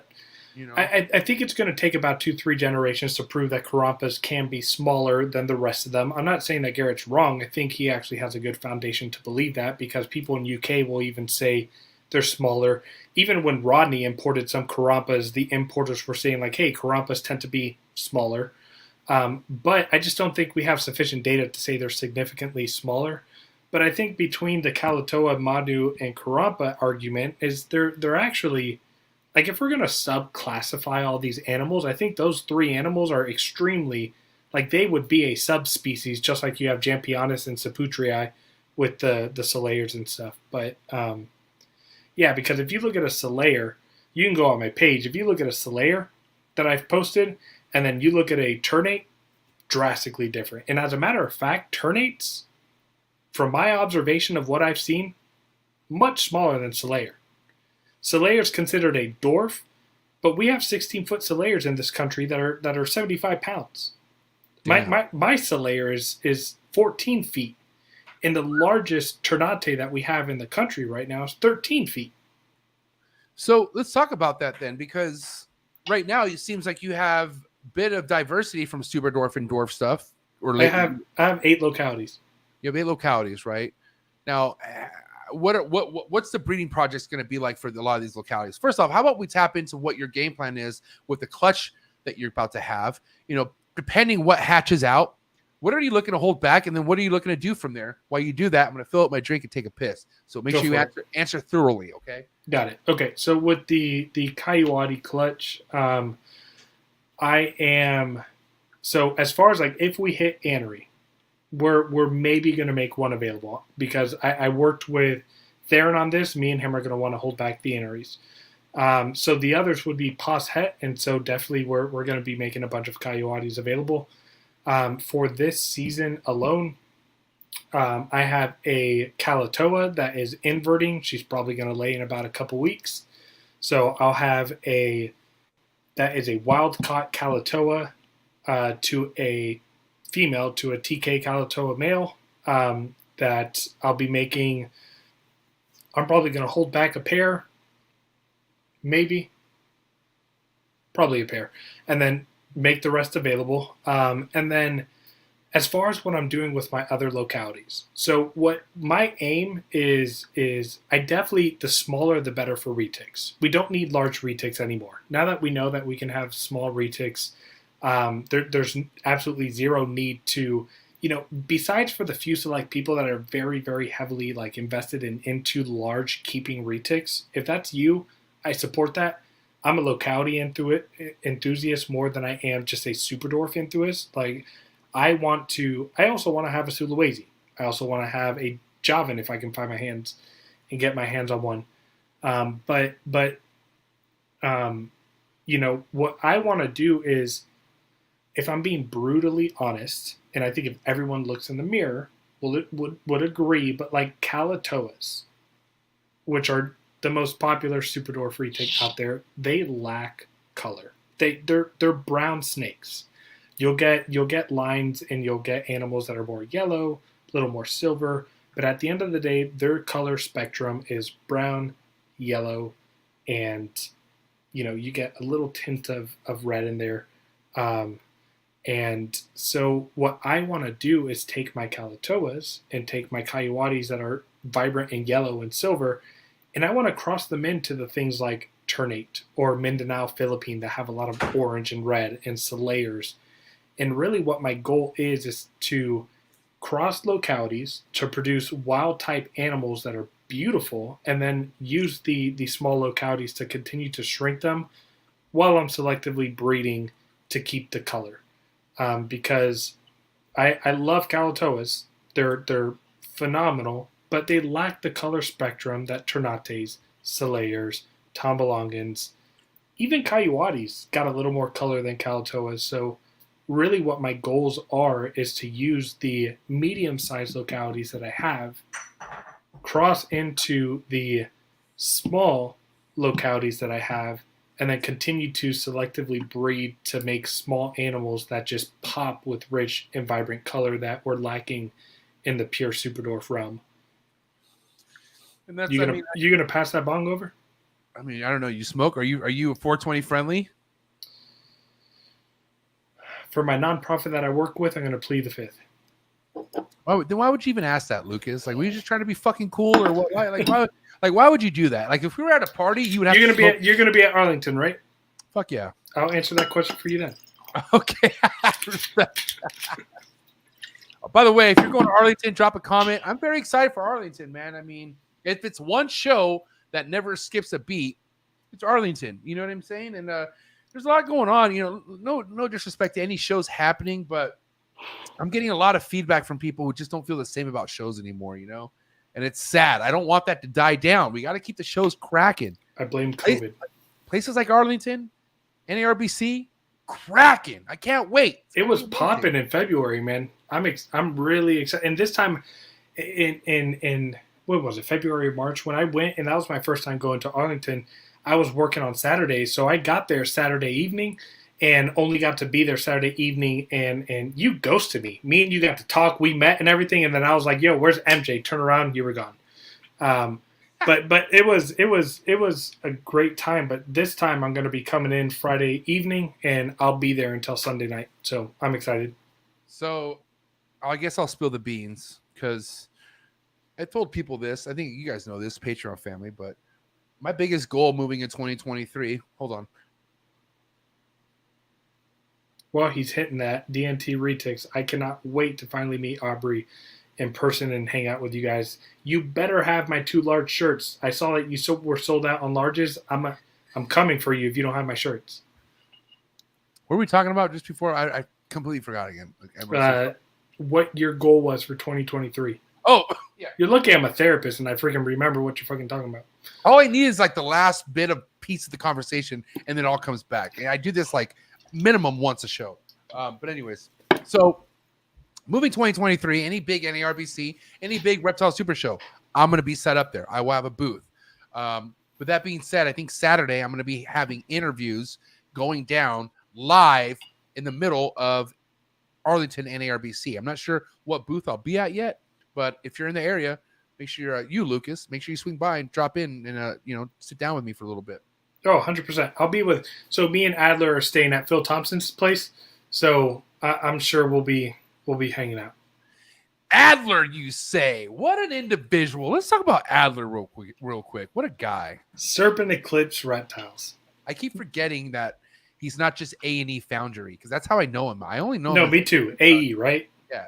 Which, by the way, we should, I know he's helping me right now, but I kind of want to help him. He's helping me too. Yeah, bro. Listen, I think you should be A&E Foundry everything. I think that's the best name. If you got a podcast, hit up AE Foundry. By the way, yeah, he's doing big things. I'm not going to get into details what he's doing with me, but he's big things popping coming from Adler. But I got to say, Adler is somebody who, I just met the guy. I met him in an organic way where he was at a show. I think it was Anaheim show. He was doing stuff, some video work for Cusco. And obviously, I highly respect Cusco. If you're doing any kind of work with him, I'm going to be like, yo, why are you doing work with him? And I can just see Adler, somebody that is not known quite well yet in the game, but that's only going to be a time to be proven wrong. Like, this motherfucker is going to make a huge impact in the game. I'm telling you right now. And I'm happy to be one of the first ones to stumble across this guy. And I just want to say shout out to Adler over at A&E Foundry and Serpent Eclipse Reptiles, both names. Yeah, he's been helping me and Nathan out on our podcast. He was, when I was very new to editing, he helped out on a stuck point with a complicated interview with Brian Cusco. He has created logos. He's working on a new logo for us, and he's pretty awesome. Now, I will say this one thing I love about Adler, like, the guy goes off what I want. Like, he's basing his work off my vision, right? And that's what I love, because I have so many things that I want to put onto something. I just don't know how to do it. Right. Adler knows how to do it. You know what I'm saying? And I can tell you right now, the chemistry between me and him, as far as where we want to take things, it's working really, really great. And I want to say, Adler, thanks for tapping in, and I want to say thank you for your support. Can't wait to kick it with you guys at Arlington. It's going to be awesome. It's going to be a good time. I'm looking forward to it. Now, let's kind of talk about what your game plan is overall, production-wise. I like that you have you're a petite breeder. You don't have a lot of shit. You have the stuff that really matters to you. And I feel like when it comes to breeding retics, even super dwarfs, you don't need a bunch of projects popping off. So how many breeding projects are you looking to do once you're at where you're at, which I think you're already there, right? How many breeding projects are you looking to bust out each year if it's up to you? At most 5. Perfect. Yeah, okay. At most 5. And just because now if I'm blessed enough, and if these animals provide enough, and I'm able to hustle and do whatever I need to in order for this to be a more full-time thing, I can expand that if I have the people to help. But right now, again, I have a problem with how many retakes are being produced, even super doors.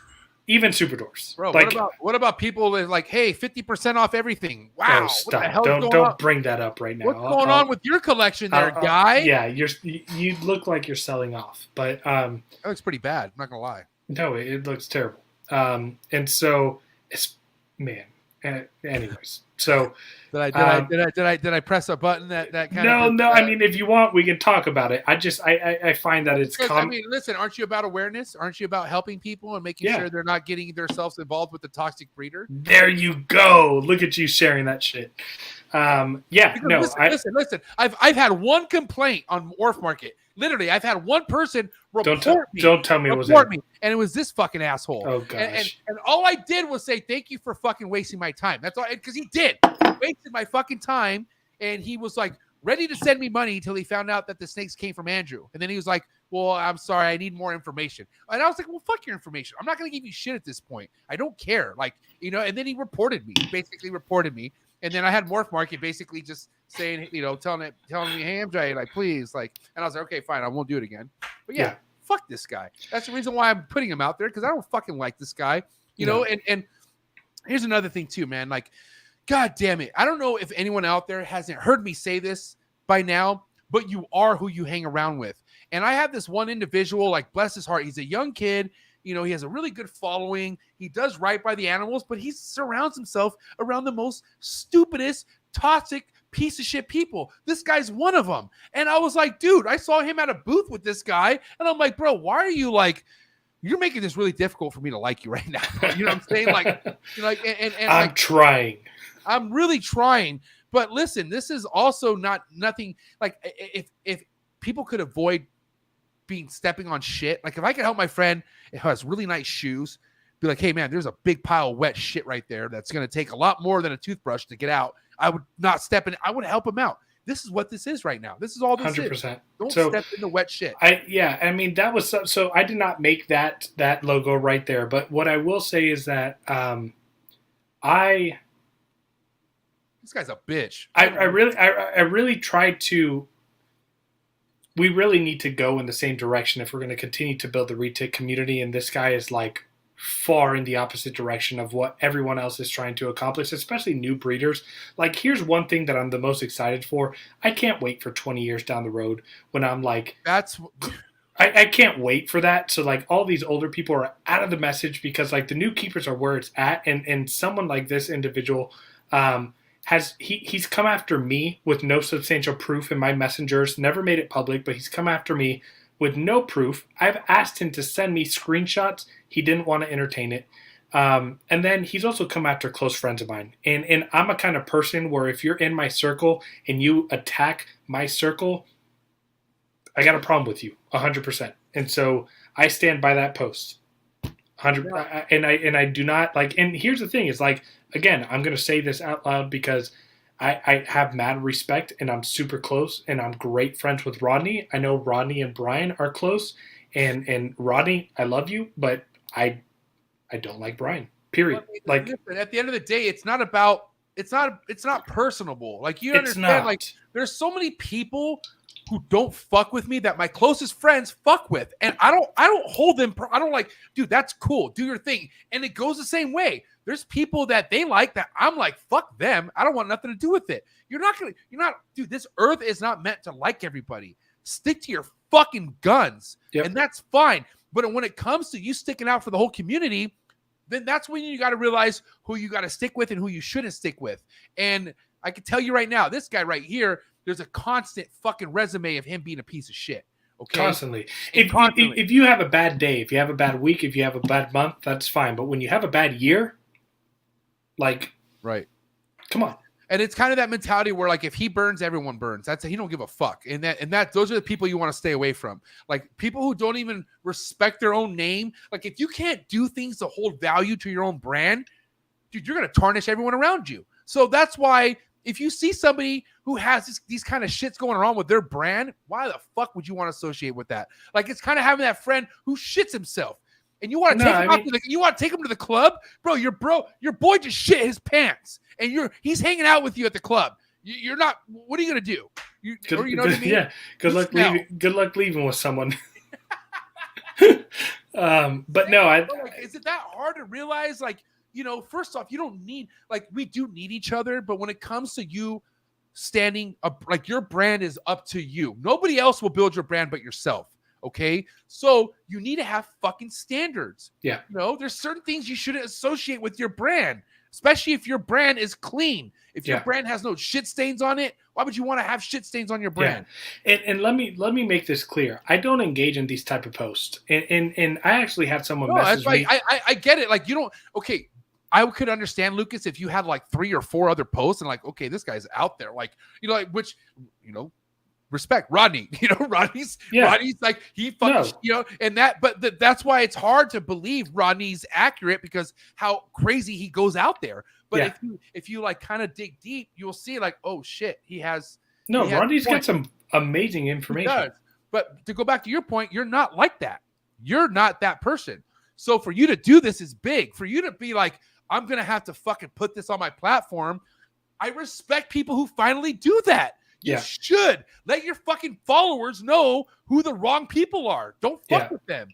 Dude, that's why I don't care. I speak up. I don't give a fuck. If you fuck with me, you want to know who I fuck with, I let you know. And otherwise, if you want to know who not to fuck with, I'll let you know. That's it. We keep it moving. No, 100%. And I did that without even thinking about it, and I have zero regrets about it. And I mean, I even in my head, just again, this is like the therapist in me that tries to like dig into like his psyche, what's going on with him, and what's impacting him to do this. But time and time again, he just continues to repeat. And I got to pull back and say like, no, I'm not going to give him another, mental chance. Like at this point, he's burned his own bridge. Dude, so I need you to, from your professional experience right now, from you speaking from what you know, tell me how much healthier it is for an individual to go ahead and speak out and stand by what they say. Like, even though I bet it took a lot for you to post that, I bet you were like, oh my God, should I do it? You know what I mean? But how much better did you feel when you fucking did it? Like, it's out there. And as much, I mean, go ahead. I'm just curious on how healthy you feel like for people to get it out versus to leave it in and for them to lose sleep over it. Because people do that, bro. People really won't speak up. So if you want me to speak from like a professional standpoint, one thing that I often talk about is where we find a lot of angst, where we find a lot of depression, where we find a lot of emotional impact that's impacting us negatively is when we have values and we're not behaving and acting in the same ways of those values. So for example, if one of my core values is like family, and I'm too busy to give my family time and to give them attention, and I'm not aligning my behaviors with my family, meaning like I'm just doing my own thing, I'm going to find that I'm anxious, that I'm scared to talk to my family, that I'm scared to, that I'm going to find anxiety in that. Just like if I have, this is like an example of like in relationships, if you have a core value of like trust and honesty, and you do something that's like untrustworthy or dishonest, and you're not open about it, you're internally, it's going to eat you away. And so this was one of those examples of like, this was a core value of respecting others. The golden rule, right? Treat others the way that you want to be treated.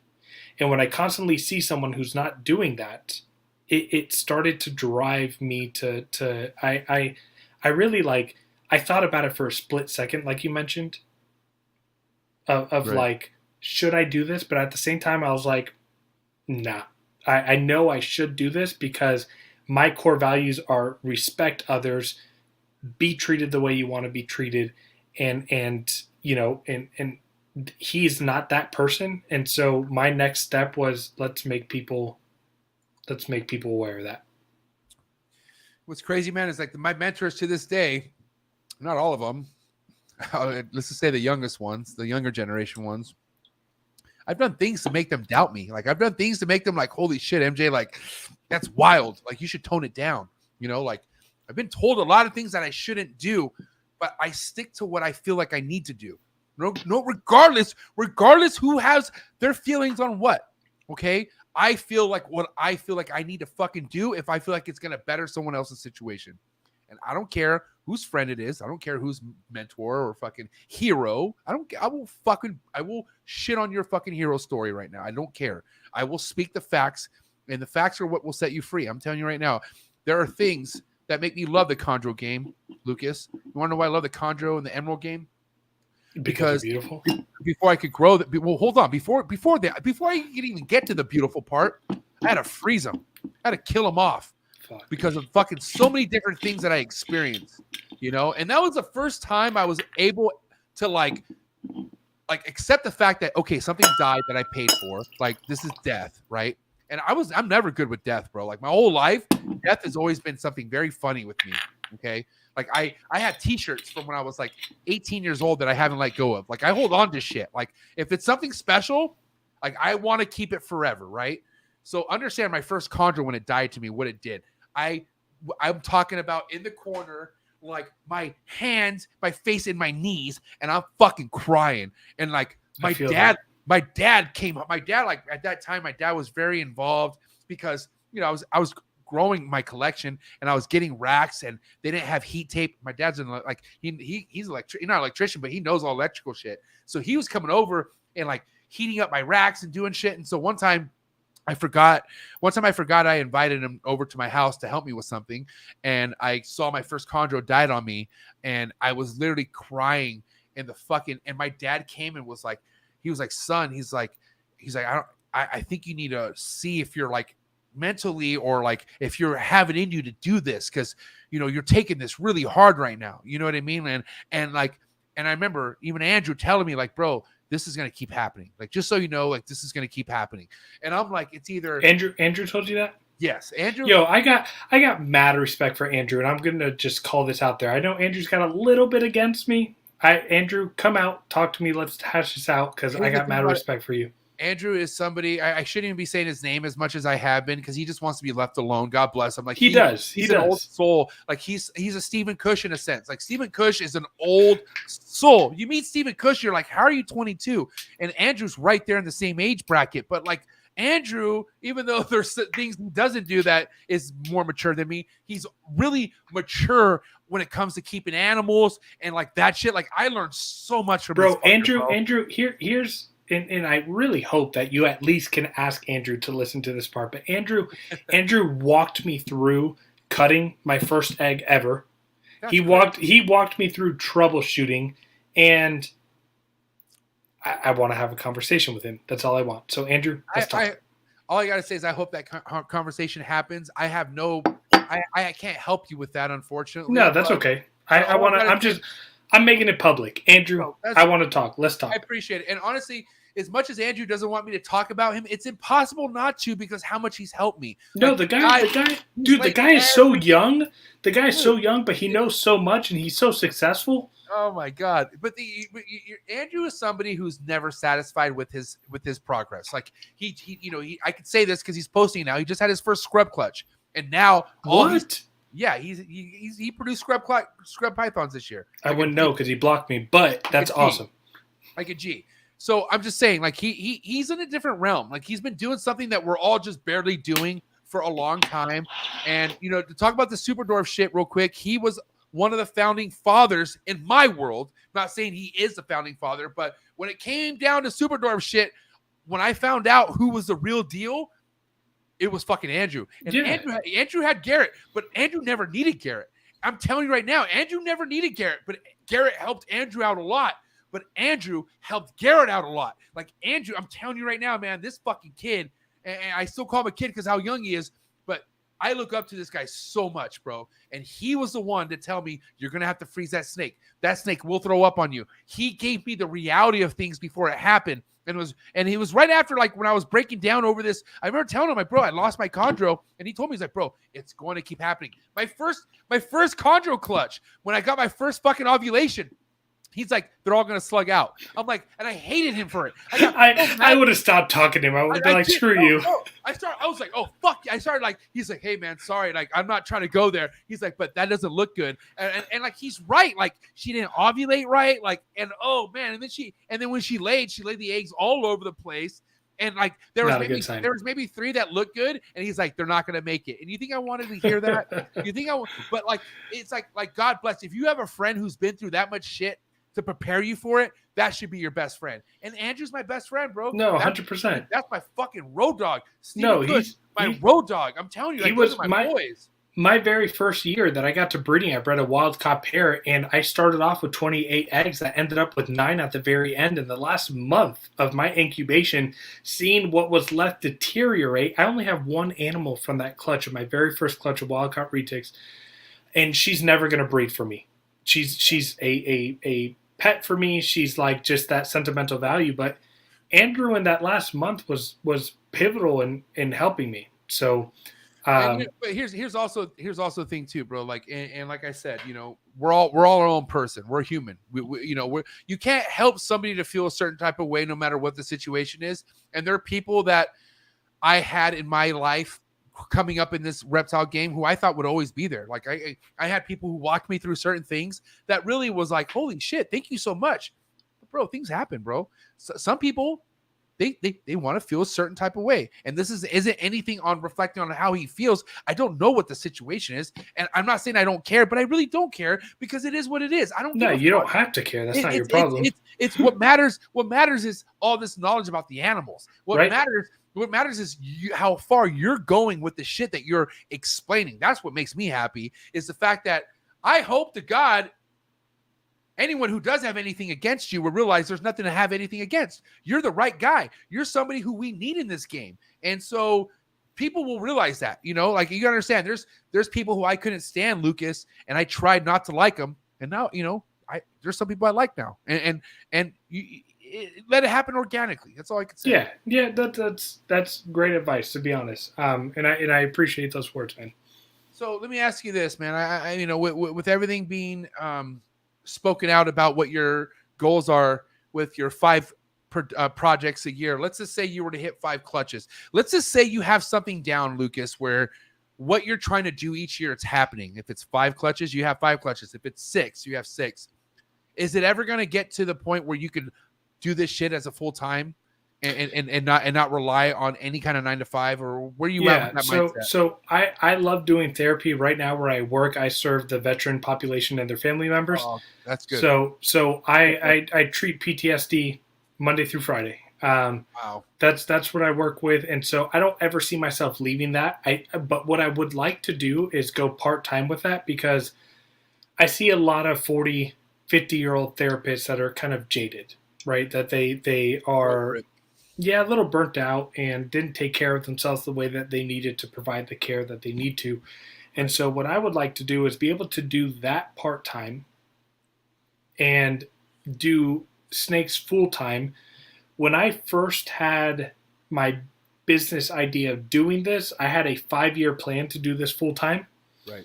And so what I would like to see with business expenses and with, you know, considering tax information that you have to put off to the side, I would like to see myself in 3 years doing this full time. So what that would look like for me, so because I'm working with localities aren't cheap. You're not going to buy any pure locality, even a mainland that's going to get 20 feet for less than $1,000 to $1,500 for an individual snake. And so I had my first clutch earlier this year. That hatched in February, and, you know, again, blessed. This is not me. This is a God thing where I was able to sell 16 pure F1 Calatoas in 6 weeks. That brought in a substantial income for me. Wow. Wait, yeah. These are pures that you produced them? Yeah, wild caught animals, F1, new bloodline in the country.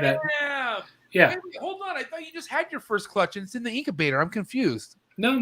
That was my first snake that I ever bought that had a first clutch. Oh, damn. Yeah.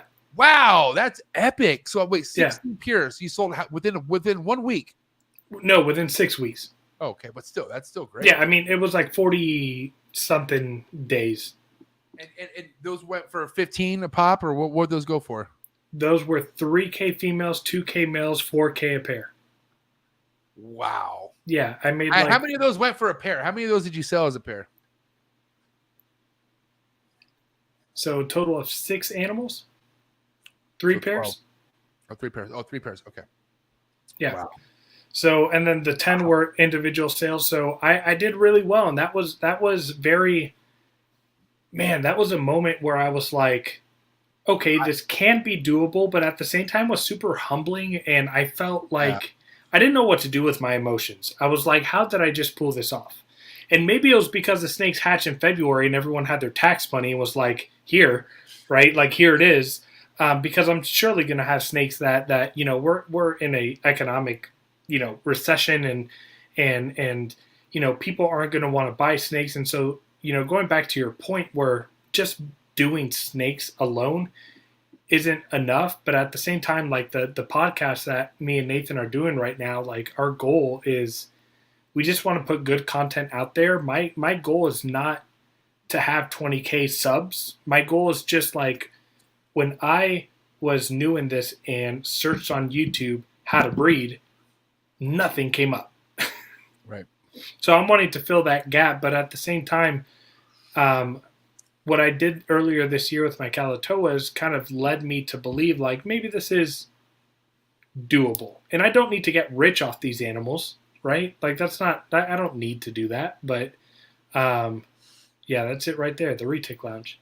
So first off, I want to say props to you for starting a podcast, especially something that wraps around retics, because like I said, if nobody's going to speak up who's doing it right, how are we going to make sure anyone's ever going to do it right? So there needs to be somebody, right?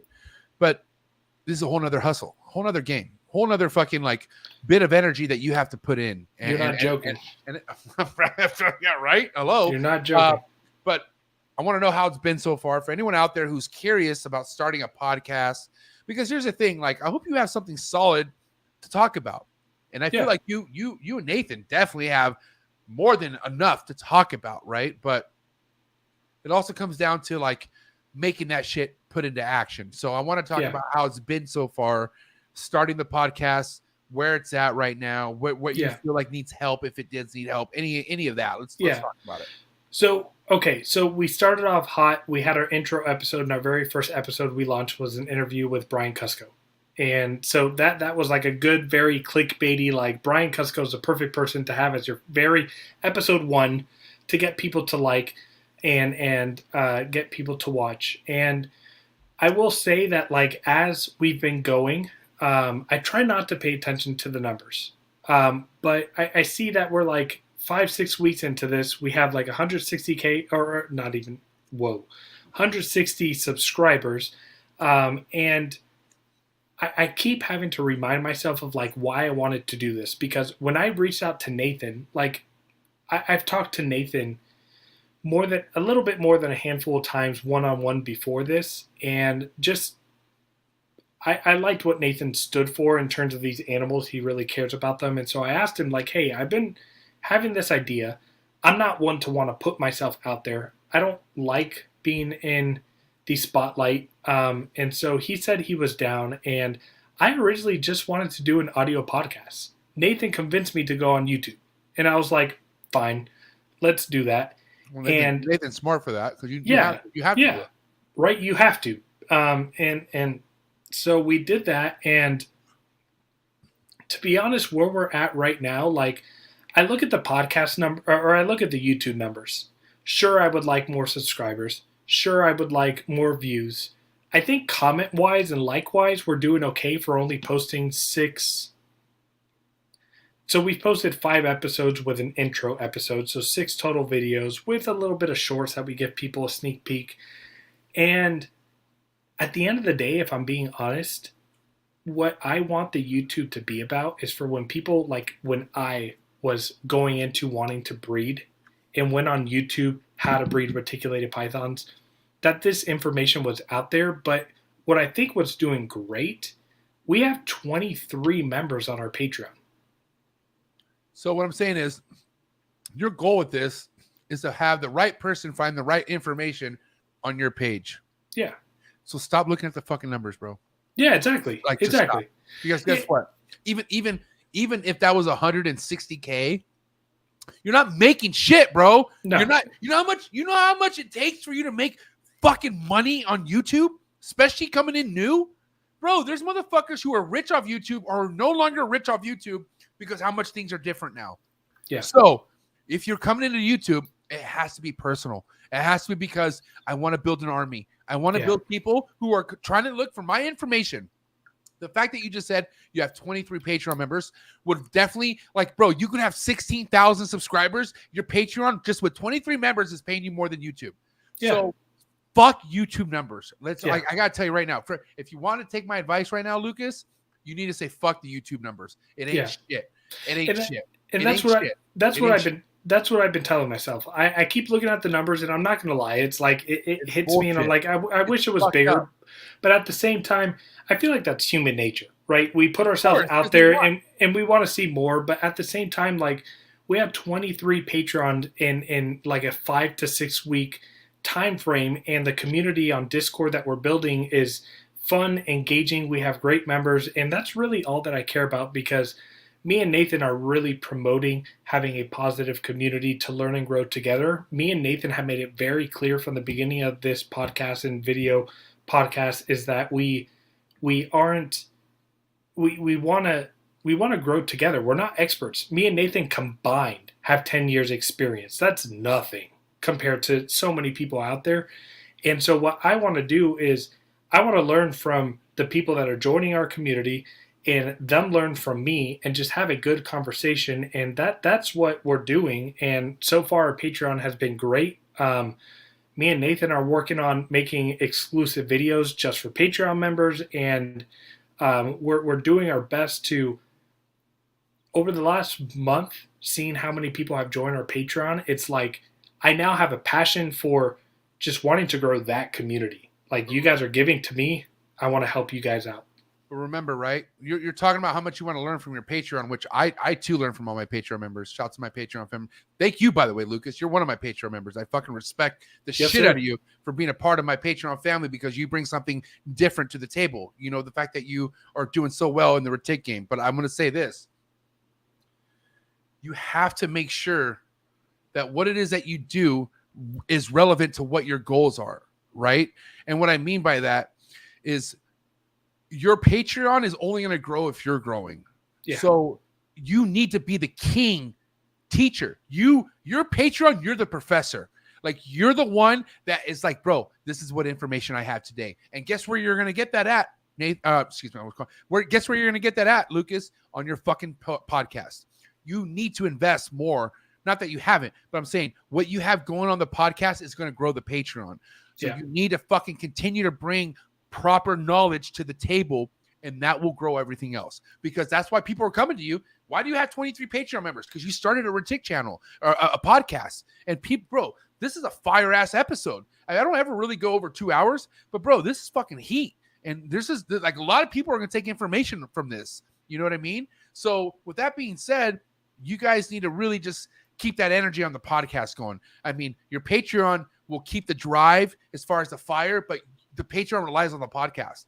Okay. Yeah. So don't fucking, you know what I mean? And I can tell you right now, nothing against you having a co-host, but there's plenty of people who weren't able to fulfill the podcast goal because of a co-host. So you guys need to be on the same fucking eye level. You cannot, if somebody's like, oh, I can't make it today, then bro, if that's a pattern, you better cut that shit off. I'm not saying anyone does that. I'm just saying the reason why I'm a solo fucking mission is because no one's going to stop me from doing my thing. And guess what? Forrest used to be the same way. Forrest, when me and Forrest started our first podcast, he'd be like, I can't make it, but if you're able to prolong it to this long, I'll make it somehow. And all I knew, I was like, bro, I'll never be the one to not make it to a fucking podcast. I'm going to do the podcast. And I'm talking about 10 viewers, 12 viewers. I didn't give a fuck, bro. I was just putting that shit out there. And guess what? There's people hitting me up today, commenting on unfiltered podcasts, telling me like, God damn, bro, like this shit changed my life right here. And I'm like, wow. You know what I mean?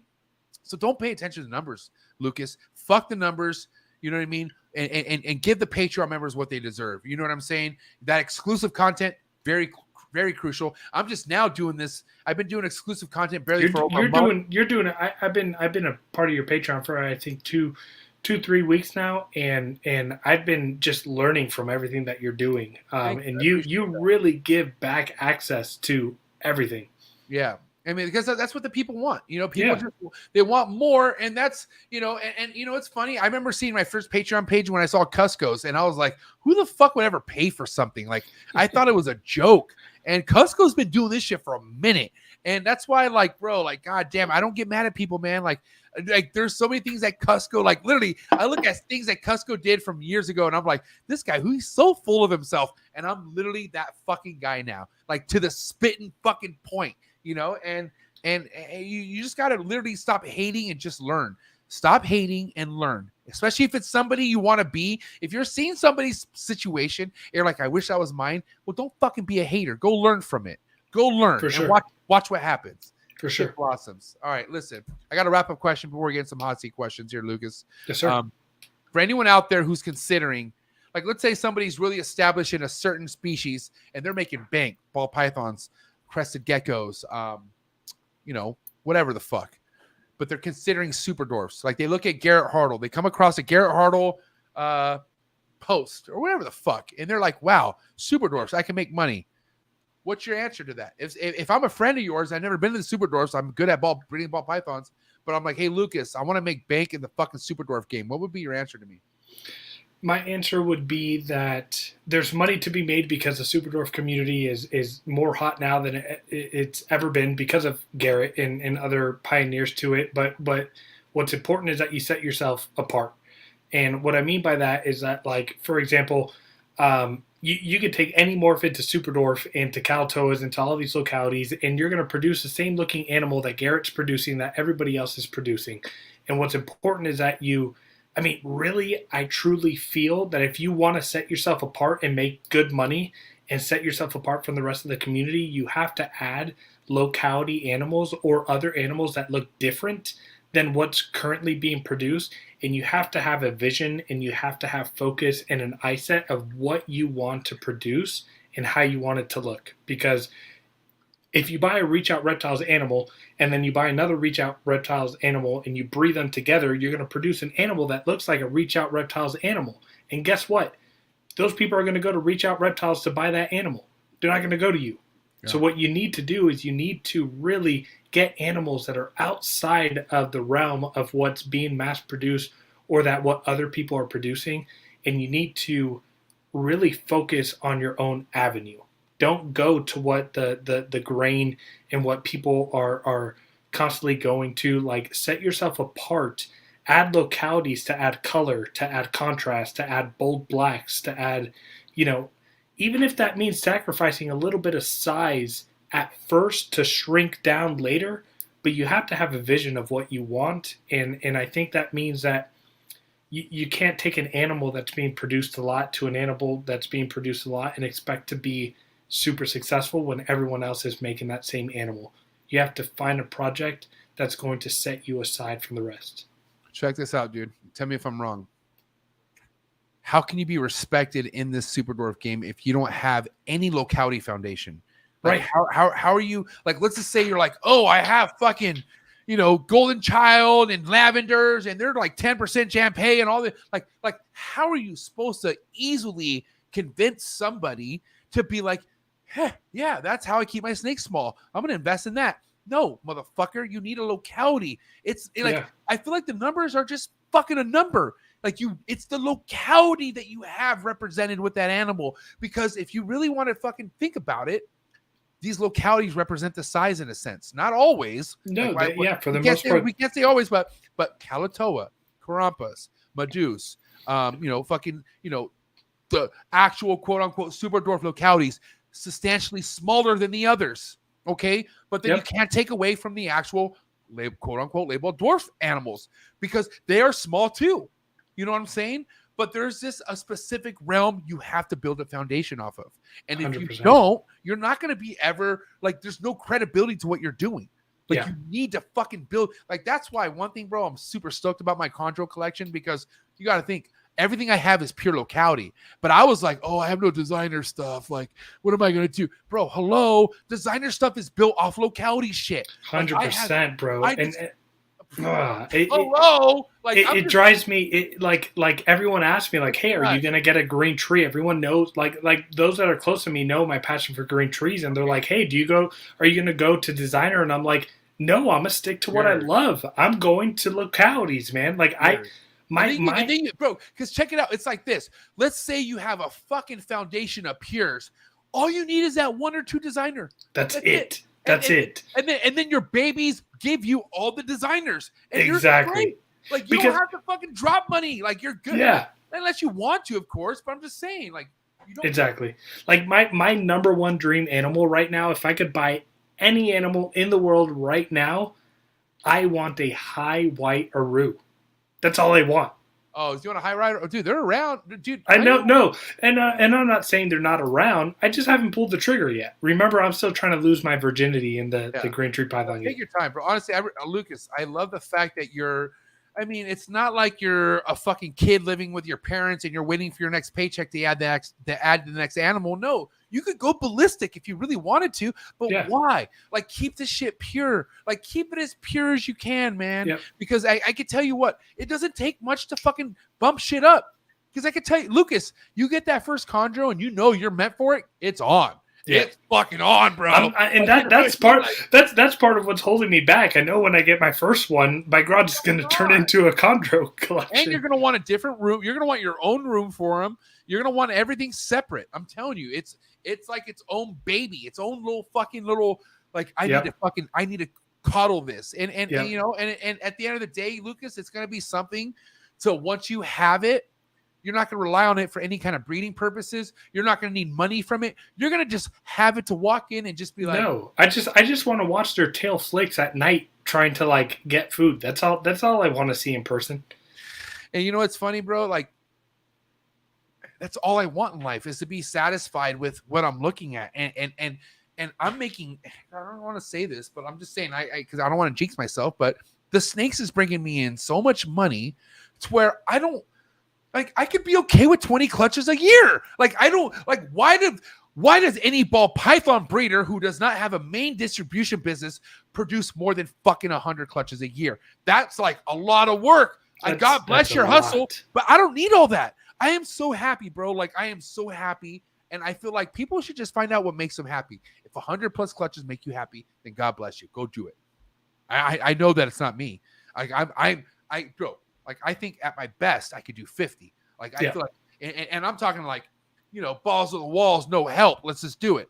Yeah. But I want to keep things fun, bro. I want to keep things fucking where I like to wake up. I like to, you know, like, you don't think this room is I kiss the floor.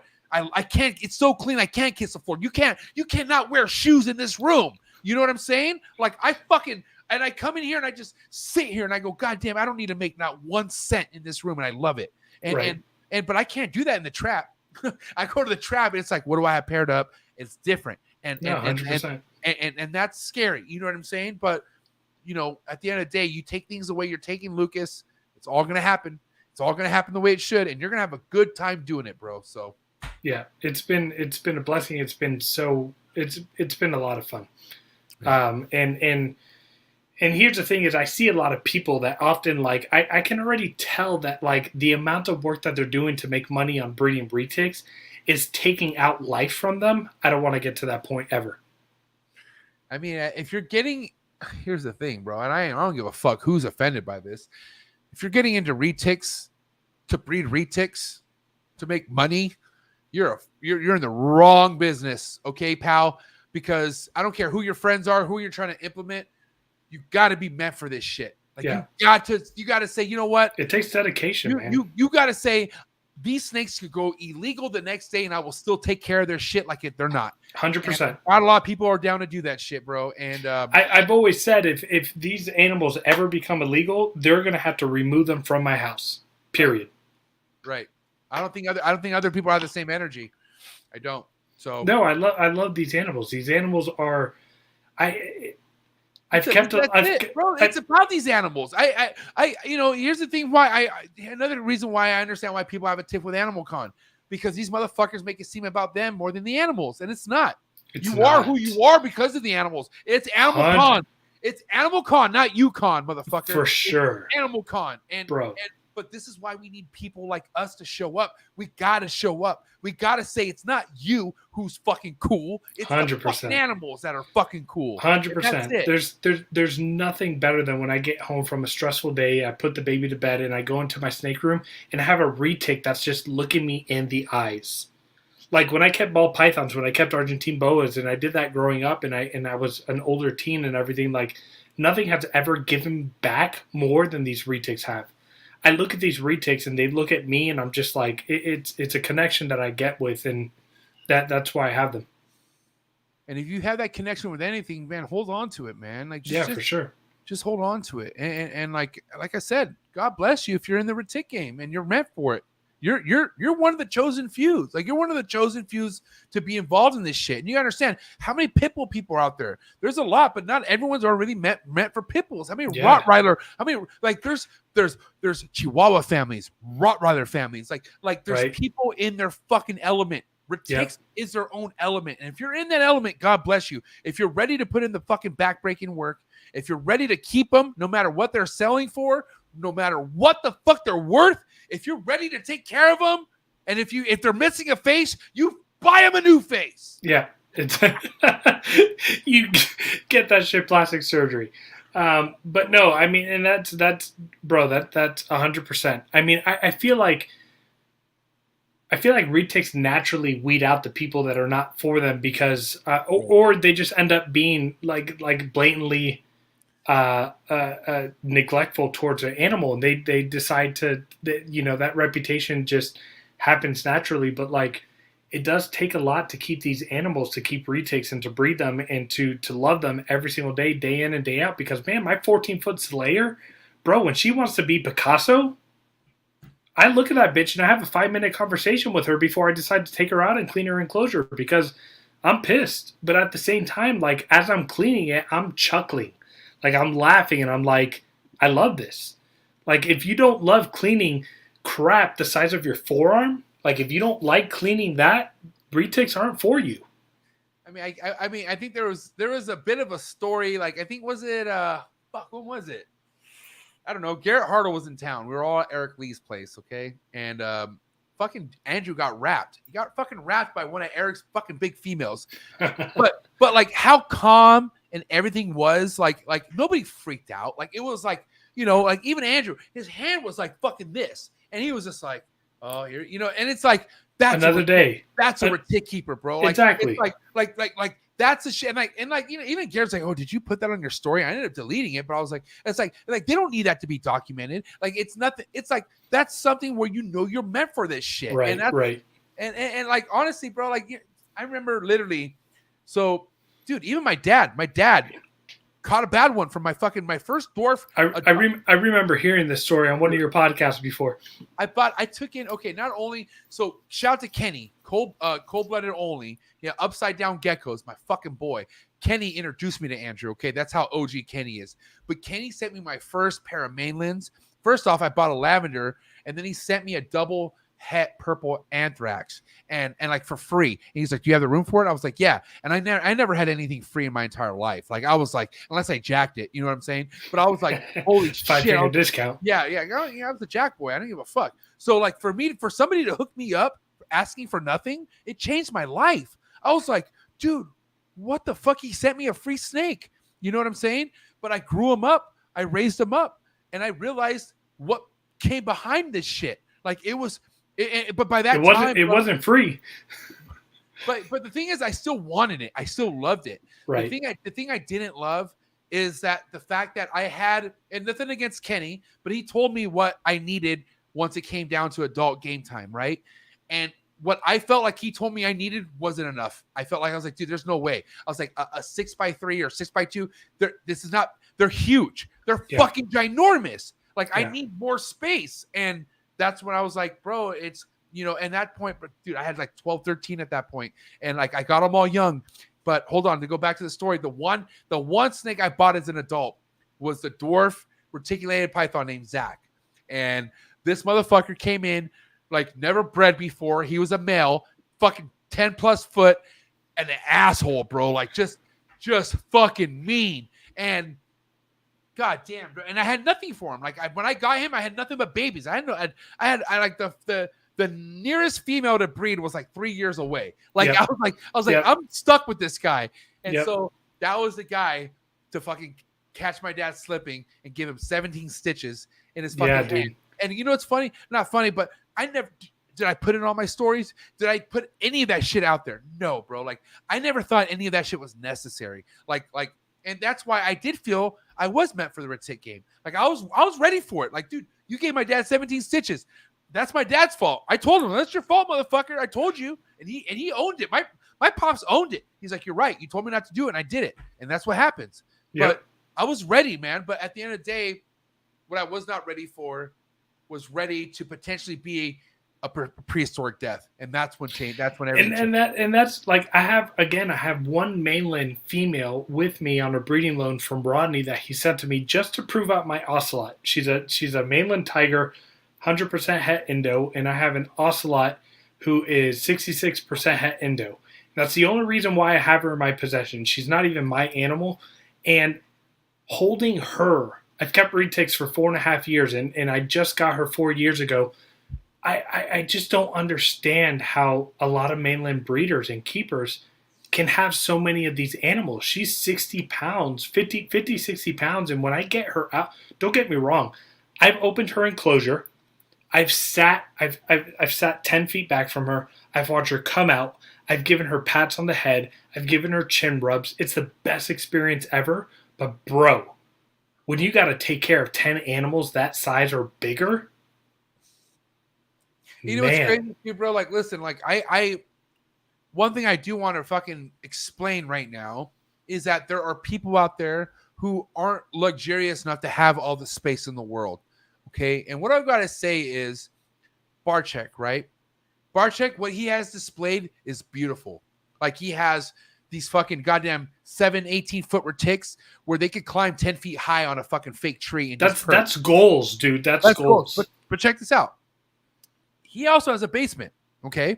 He has a basement, and there's other stuff that isn't as, you know, and not that he's holding on to it, but he's keeping it from now in the rack systems, and they're in things that aren't as in a best position as the ones displayed. But if you look at them, their faces are crispy clear. They are well taken care of, meaning they're not neglected. A retic will literally fucking fuck itself up if it's neglected. If you're not taking it out, letting it get its space. What I'm saying is whatever it is that Barchek did have in racks had its face. It looked good. It looked fine. What people don't realize about retics is, like, if you're not keeping them well, retics will show you more than any other species that you're not doing the job that you should be doing. Dude, exactly. And honestly, bro, that's when I realized I was keeping things too hot. Like I had retics that were freaking out. Like, and I'm like, dude, what's going on? They don't like a 90 hotspot. Like, no, dude, they don't. And I mean, I know that's historic, but I'm keeping all ambient now. I just switched to all ambient, and it's been beautiful. But like when I was keeping a gradient and hotspot, bro, I had my Superdorf and Dwarfs 86. Dude, there's like this fucking fat white fucking trash fucking hillbilly. I don't even know his name. If I knew his name, I would say it. But like he keeps his shit at like high 90s, and it's in his living room. You'll kill your snake. And he's like, oh, they like it there. Look where they perch. And it's like, you stupid fuck. Like we just had Daniel Solis on the show, and he fucking literally just said what the highest temps are when these are exposed. 85. Bro, you can Google it, dude. Google it. That's like, all. Oh God, bro, it makes me so angry, bro. And no, good. I keep ambient now, and I keep a range from 81.5 to 84.5. Okay.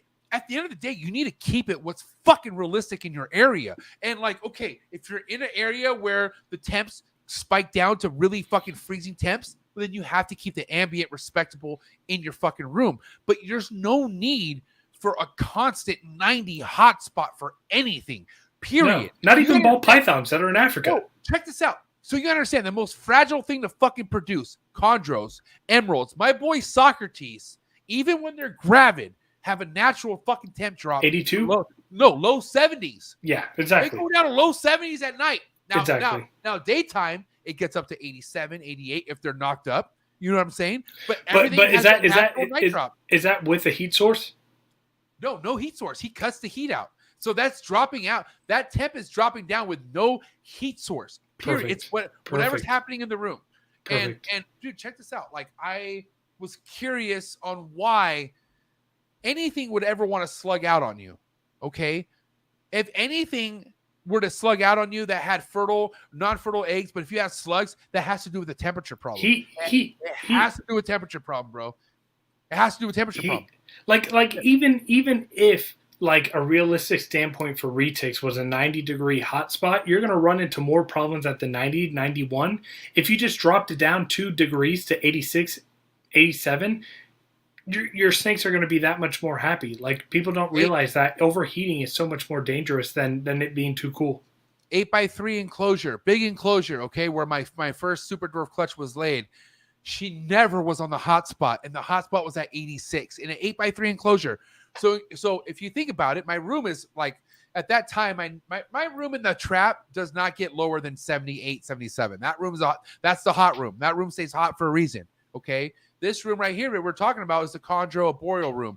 Like, these things have Jurassic cold weathers at night. Like, not 50s, but they get into the high 60s, low 70s. They need to be accustomed to that. That's something you need to give these animals, I feel like. Okay? Yeah, it's the 100%. Natural drop. But the overheating is what will fucking stress an animal out. That's what will kill an animal, is the overheating. And I'm telling you, it's fucking out there. It shows you, plain and simple. Like, look, I'm keeping my garage right now, so I don't have a heat source, and I'm keeping my garage right now. This is my standard nighttime drop. I have 81.5. And that's like that. And those are all pythons. Those are big snakes. I mean, everything needs a natural drop. Yeah. But this constant heat shit, bro, like that's that stress, that has to fucking stress the snake out. No, 100%. I'm not saying this. I'm not saying this because my snakes tell me this at night. I mean, I can't really prove this theory. All I know is go ahead. They tell you. At least retics tell you. Yeah, they'll bite your ass. They'll push. That's how you end up with a snake with no face. Is when you're heating their ass up.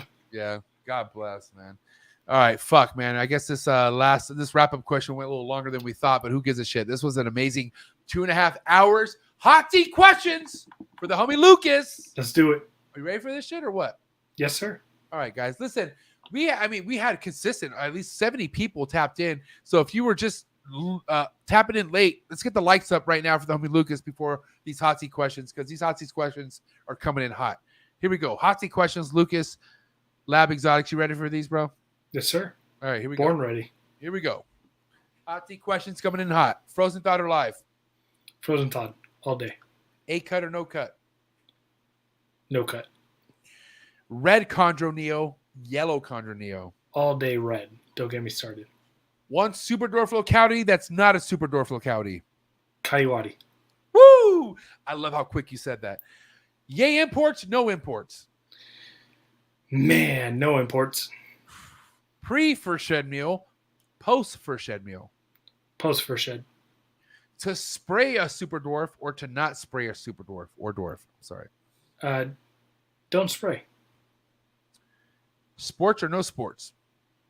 100% sports. Favorite sport? Baseball. Nice. Favorite baseball team? Yankees. Oh my God. Here we go. Favorite Yankee pitcher of all time? Ooh, man, this is going to be controversial. Roger Clemens. Oh my God! On an all-nighter! Yes, sir. A perfect game! Yes, dude, sir. Hungover, no sleep. The best cocaine in the fucking building. Yes, dude, sir. What a fucking savage, bro. The guy's a G.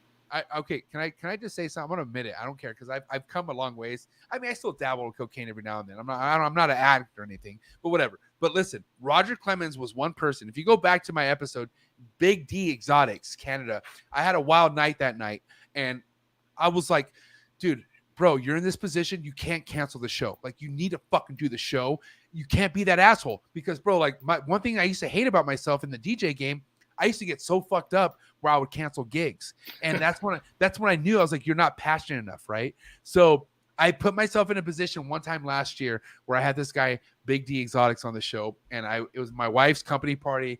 I met some of her higher up guys, and we, you know what I'm saying? Like, Of course. like, You oh, got to like, dab. You yeah, got to like, dab. oh, we were dabbing. We were skiing with no snow, if you know what I'm saying. But I'm saying, wow, I made it. I made it to the show. I did the show. I had the glasses on the entire time, but Roger Clemens was in my Ken Caminetti was in my mind. Bro. I had that. Oh my gosh. I was like, bro, these motherfuckers went to the plate. They did the job. I had to do the job. And I fucking, you know what I'm saying? I Ultimate Warrior it, bro. I didn't give a fuck. 100%. I don't know. It was an hour and a half show. It could have been better if I was mentally there. I think literally the last 10 minutes, you could see me just like dozing off, bro. And I was like, you know what I mean? And I literally just shotgun like a tall boy right before the show, bro. Like, I'm talking about savage moments. Bro, I would have a buddy who shotgun fucking Four Locos. Bro, fucking Roger Clemens. What a fucking gangster. What a guy. Look. We woke up Matthew Summers, another big Yankee fan. Another big Yankee fan in the building. Shout out to Matthew Summers. Yo, I agree 100%. Oh my God. We're not even done with this. Go for it. We still got the rest. I'm so Next sorry. question. Here we go. Steak or fish? Steak my fish. Let's go redfish. No, steak or fish. Oh, steak, 100%. Medium rare. If you'd like it well done, fuck you. Weirdo. Big flexor or no flexor? Let's go big flex. Gotta flex out. Van Halen or Sammy Hagar? Van Halen. Okay. Green Day or Nirvana? Ooh, Nirvana all day. Nice. That's not even a what? West Coast rap, East Coast rap? West Coast, man. Favorite West Coast rapper of all time? That one's not easy.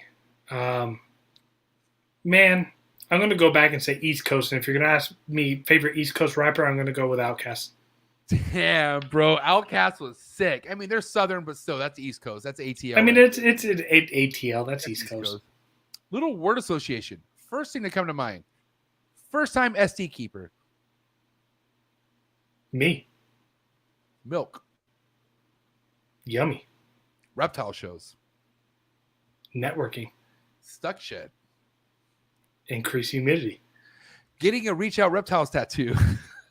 No, thank you. Oh my God, I can help myself. I'm so sorry. Oh my God, I'm so sorry. That's fucking great. Oh my God, I'm so sorry. That's great. Oh my God. Okay. Instagram trolls. Keep them coming. If you had to get rid of one species of reptiles to work with in the game, no matter what it is, what would it be? Mad respect, but water monitors. I feel like they need more than captivity provides. That's a lot of that's a lot of animal. I'm not gonna lie. It is. I mean, or croc monitors, but either or. I would have said orangutans, but to each their own. You know what I'm saying? Yeah. Hey, Lucas, what the fuck? I'm so glad this went down because not only was this an awesome Super Dwarf new Breeder on the Block series, but I get to hang out with you this weekend at Arlington. Bro, This I'm is so looking forward to fucking it. awesome. We get to relive all this shit. We're gonna get to talk, and guess what? Motherfuckers are gonna be giving you props at Arlington. Hey, I just saw you at MJ's show. Yeah, that's what's up. Hey, Yeah, I'm excited as hell. Let's not smoke weed. What? Let's not. So let's not live. Oh, I get it. Let's eat mushrooms first. Yeah, exactly. 100%. Oh, okay. It makes sense. All right, listen. Steve had a good time. I had a good time. We had over 70 people at one point tapping into this fucking episode. What do you have to say to everyone out there who's showing you mad love, but more importantly, wants to support Lab Exotics? What do you have to say to everyone out there? Just want to thank everyone, and I'm always open to constructive criticism. If you guys can help me grow, I want to grow. Let's grow together, and I appreciate all of you for showing up. All right, Lucas. Well, guess what? I'll be tapping in with you shortly later on this week. Have a good night. But that's a wrap for Lab Exotics. Ladies and gentlemen. Take it easy. All right, bro. I'll be getting hella high with you later. I'm just kidding. Yes, sir. Have a good night, Lucas. See you Take later. it easy, man. Woo! What a fucking episode. Man, I loved it. I thought that was great. If I'm going over 2 hours on a Monday, you already know that's a popping ass episode. Thank you, all 40 fucking plus 5 of you guys who are tapping in this late for the episode. Make sure you hit that like button for the homie Lucas. Drop a comment. Really, like, not in the live chats, please. Guys, really, in the live chats. Drop a comment in the comment section for your boy. Let me know if you're going to Arlington, yes or no. But let me know what you liked most about this episode. I learned a lot. I'm probably going to get a lot of shit for saying Andrew's name so much, but I'm sorry. I'm sorry. What the fuck? We're all just trying to live and live and live. Just kidding. Guys, we have so much going on this week. I hope you guys are ready. Thursday night, which I have to say, before we actually get into that, I want to say that I have a remote podcast happening Thursday night with somebody super legendary in the state of Texas. A lot of you motherfucking Texans know who this guy is. Everybody know who this guy is. But before I even tell you who the hell this guy is, I want to let you know who is sponsoring this episode. And that's my boy, Kevin and Brad from Brad Boa Reptiles, sponsoring the NARBC episode with, who's it going to be with? Does anybody know who the fuck I'm bringing to the table? Texas, are you ready? Who am I going to have this Thursday? Big Earl Jones, baby. Lone Star Reptiles going down this Thursday night, 6 p.m. Pacific Standard Time, live and direct from Lone Star Reptiles, fucking his foundation, not foundation, his compound, the Lone Star Reptiles compound.